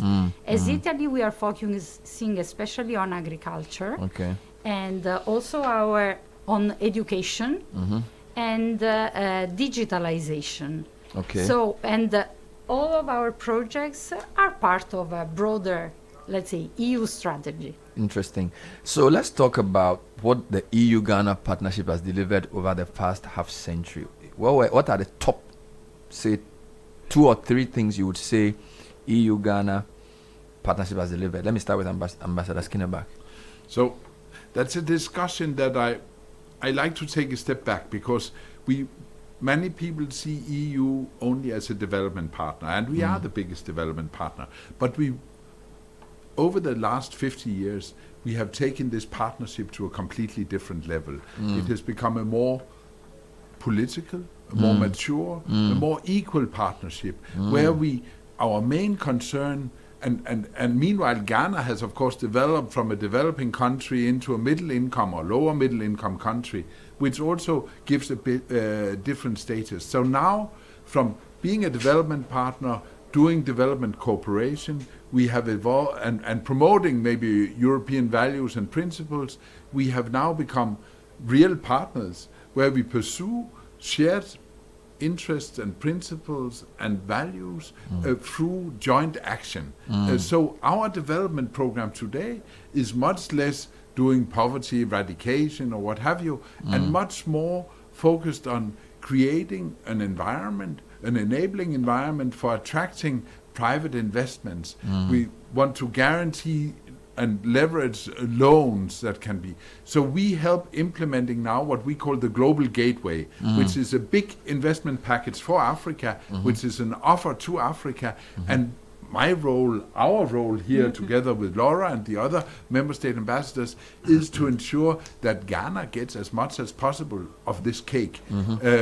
So that being said, we have had over the past 50 years, every 7 years, that's our cycle, we have had very substantial development packages. When I was here 30 years ago as a junior expert, we did lots of decentralization, we did 12-seater KVIPs, we did school buildings, we did water holes in the countryside.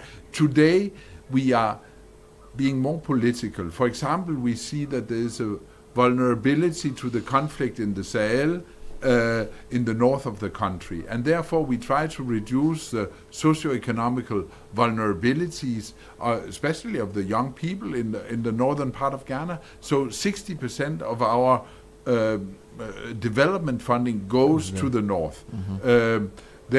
The big project that is in the pipeline now is, of course, the Damango Tamale water project, which will change the life of millions up north.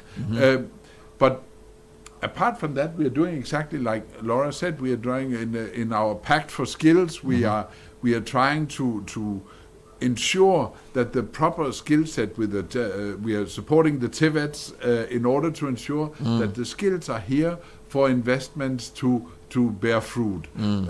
So I think the major achievement, I come back to your question, is that we have succeeded in making our partnership grow.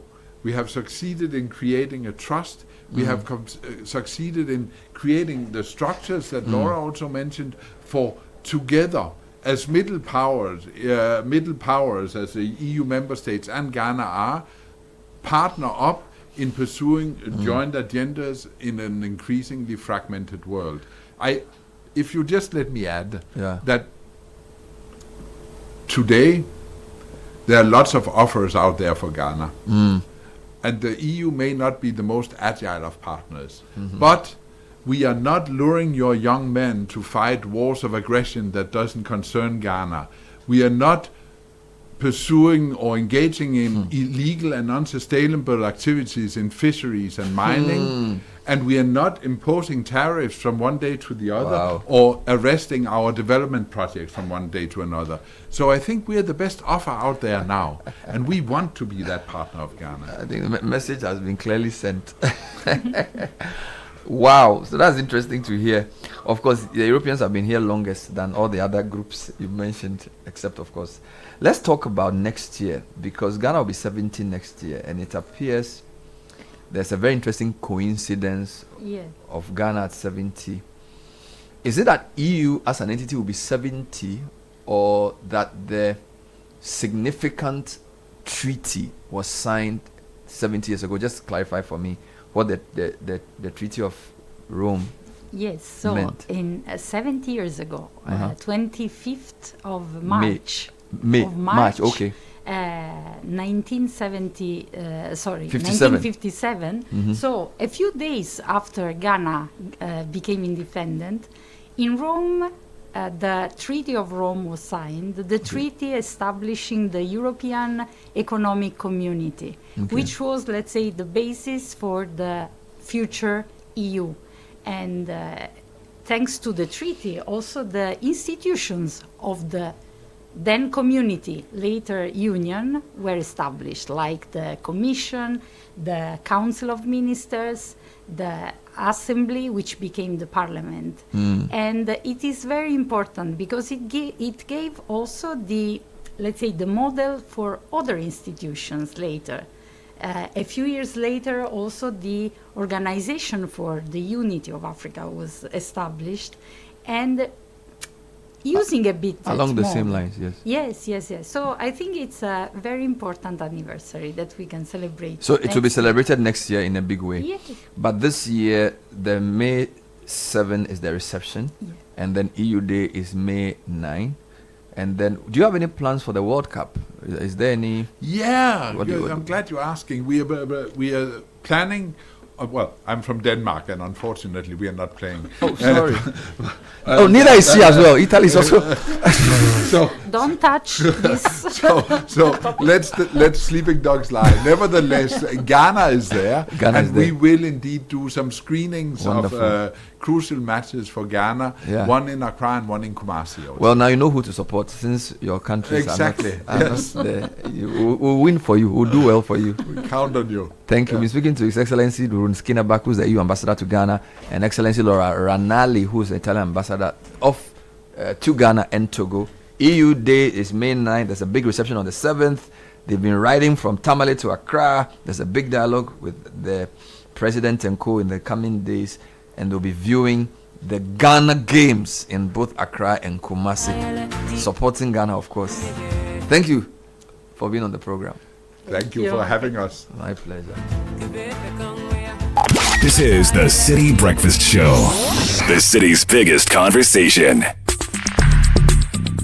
Join the conversation on the City Breakfast Show on Facebook at facebook.com/City97.3, Twitter at twitter.com/City973, and Instagram at instagram.com/City973 with the hashtag CityCBS.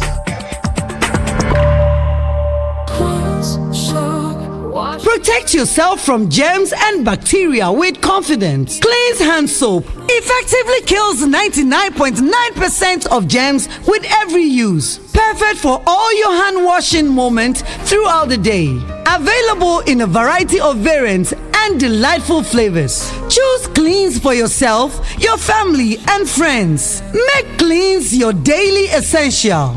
The GC brand. It's all about you. This advert is FDA approved. Since inception, almost 100% of Ashesi University students have found jobs, started businesses, or gone on to graduate school within 6 months of graduation. From Accra to Nairobi, London to New York, Ashesi graduates are noticed and are leading successful careers. If you dream of a rewarding life and career, an Ashesi education prepares you just for that. Learn more about applying to Ashesi at ashesi.edu.gh. Remember, admission is ongoing.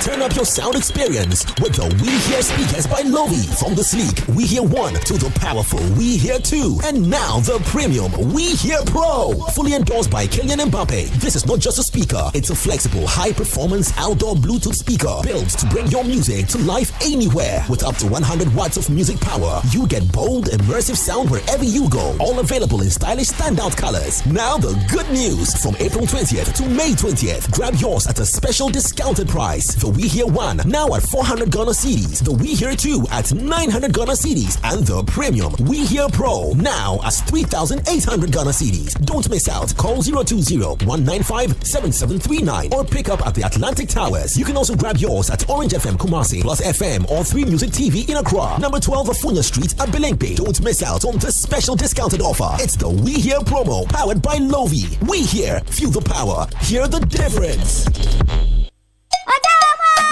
Me kupenda, I'll make your day the same. Me Mekobena, Mediani Shishi say, Mekobena, Enya Coco say, Sakofa Pepe Powder, Mepa Ujawu Meshishi, Sakofa Pepe Powder, Mepa Ujawu Meshishi, Sakofa Pepe Powder, Mepa Ujawu Meshishi, Sakofa Pepe Powder, Mepa Ujawu Meshishi, Mepa Ujawu Meshishi, Mepa Ujawu Meshishi, Mepa Ujawu Meshishi, Mepa Ujawu Meshishi, Meshishi wrong, Meshishi wrong. About you baby, we have some coffee. Pepper soup where you know pepper sun coffee. Some coffee pepper powder. A shishi raw. Some coffee pepper powder. Me powder. Me shishi. Some coffee pepper powder. Me powder. Me shishi. Me powder. Me shishi. Me powder. Me shishi. Me powder. Me shishi. Me powder. Some coffee pepper powder. FDA aji ejade nkrato yatum. So what goes into building quality structures? I mean, literally, what goes into it? Ujaf, you don't want to be sitting here somewhere worrying whether or not you did a really good job. It's a very simple equation. If there's no diamond cement in the mix, massa, forget it. Don't start cry. Menye, diamond cement has been providing builders, block makers, and construction companies that peace of mind for years. Diamond cement is 42.5 R grade cement. Unbeatable quality made right here in Ghana. And because we have your pocket in mind, we provide 32.5 R grade so that everybody getting on. No long talk, Jack. If there's no diamond cement in the mix, don't start. Locate Diamond Cement Ghana Limited nationwide with factories in Aflao, Takrade, and Buipe, or call 0244-313-368 or 0540-111-978 or 0202-021-175. Diamond Cement, still as hard as a diamond.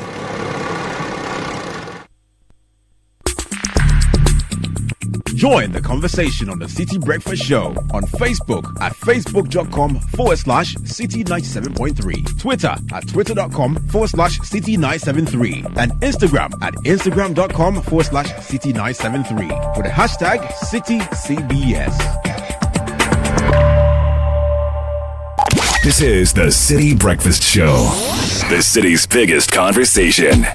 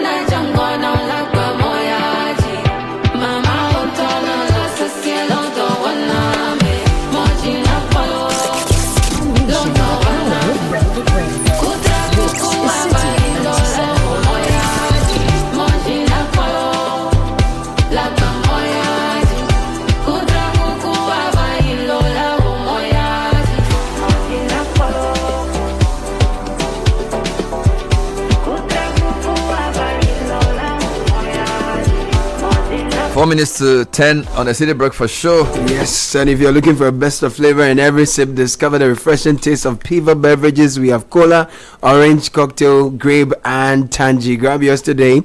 Available now at a local store near you. 0550-0322231. Piva beverages, a taste you will love. And the Mirror and Labadi Beach Hotel brings you a Mother's Day surprise. She's your first love, your first teacher, and your counselor. Celebrate her in a way she will never forget. The venue is Labadi Beach Hotel, 10th May 2026, 12 p.m. Prompt single rate for singles 750 Ghana cedis, family of 4 2,800 Ghana cedis. Grab your ticket, dial *725 *7076 hash. For further info, call 0548 019 572. Elevate your audio with We Hear by Low, featuring a vibrant range of colors, denim, neon, and black. Discover the full range, which includes the We Hear Pro, the only model in the series endorsed by Kylian Mbappe. The price is 400 Ghana cedis for We Hear 1, 900 cedis for We Hear 2, and 3,800 the choice of Mbappe. That's the We Hear Pro. Order now 020-195-7739. Visit Atlantic Towers at number 12 Afunya Street at Belengwe. We Hear by Low. Feel the power, hear the difference. Hello, beautiful customers. Omni Basic Bank has your security as their priority, so they never ask for or request for your PIN, password, card details, or any of your details or confidential information via phone calls, SMS, email, or social media. Anytime you are in doubt, please call 0800 100 790. Omni Basic Bank, not just another bank. Let's celebrate your amazing mom at the Ghanaian Village restaurant inside the La Palm Royal Beach Hotel. Is hosted by the mother of Anna, the fabulous Ohenere Gifty Auntie. It's a fun-filled day. Come along with your family. Sunday, 10th May 2026. Ghana Immigration Band will be at hand to help you dance your day off. 12 noon to 4:30 p.m. Adults 750 Ghana cedis. Kids between 6 to 12 will pay half the price. There'll be free makeup and a host of other fun activities. 0302 215 100 is the number to call. WhatsApp 0577 665964. La Palm Royal Beach Hotel, uniquely golden, traditionally Ghanaian. Are you looking to explore green energy solutions for your business or home? The Association of Ghana Industries invites you to the Sustainable Energy B2B Expo 2026. Is taking place on Thursday, May 21, 2026 at the College of Physicians and Surgeons at Ridge Accra. Come and connect with trusted solar and EV companies. Attendance is free. Register at agiesc.com/expo. Call 0535 123 972. The event is brought to you by the Association of Ghana Industries Energy Service Center in partnership with Swiss Connect, Confederation of Danish Industries, Ministry of Energy and Green Transition, as well as the Energy Commission. Get ready for Africa's biggest athletics spectacle. The 24th Senior African Athletics Championship is coming live to Accra from the 12th to the 17th of this month at the University of Ghana Sports Complex. Legon, the sports complex will become battleground where Africa's finest champions go head to head. This is speed, this is power, this is pride, this is Africa competing at the highest level. World global stars like Beatrice, Faith, alongside Ghana's own sprint stars Benjamin Azamati, Abdul Rashid Samuni, and others, is powered by the Ministry of Sports and Recreation, Confederation of African Athletes, and the Ghana Athletics. Be there, feel it, live it, witness history.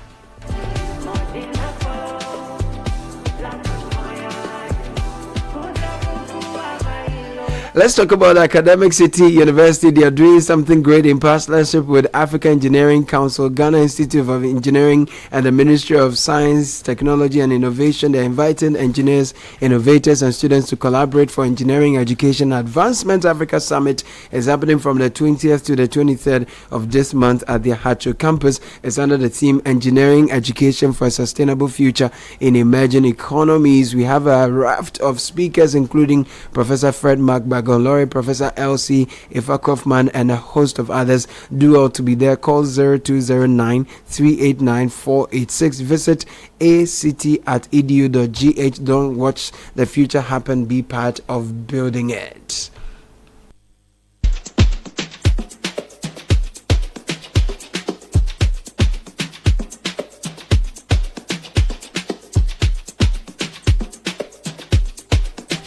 All right, so that's all we have time for today's edition of the City Breakfast Show. Thank you very much for listening.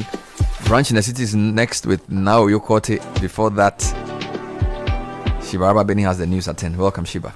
Thank you, Bernard. Coming up in the bulletin, National Food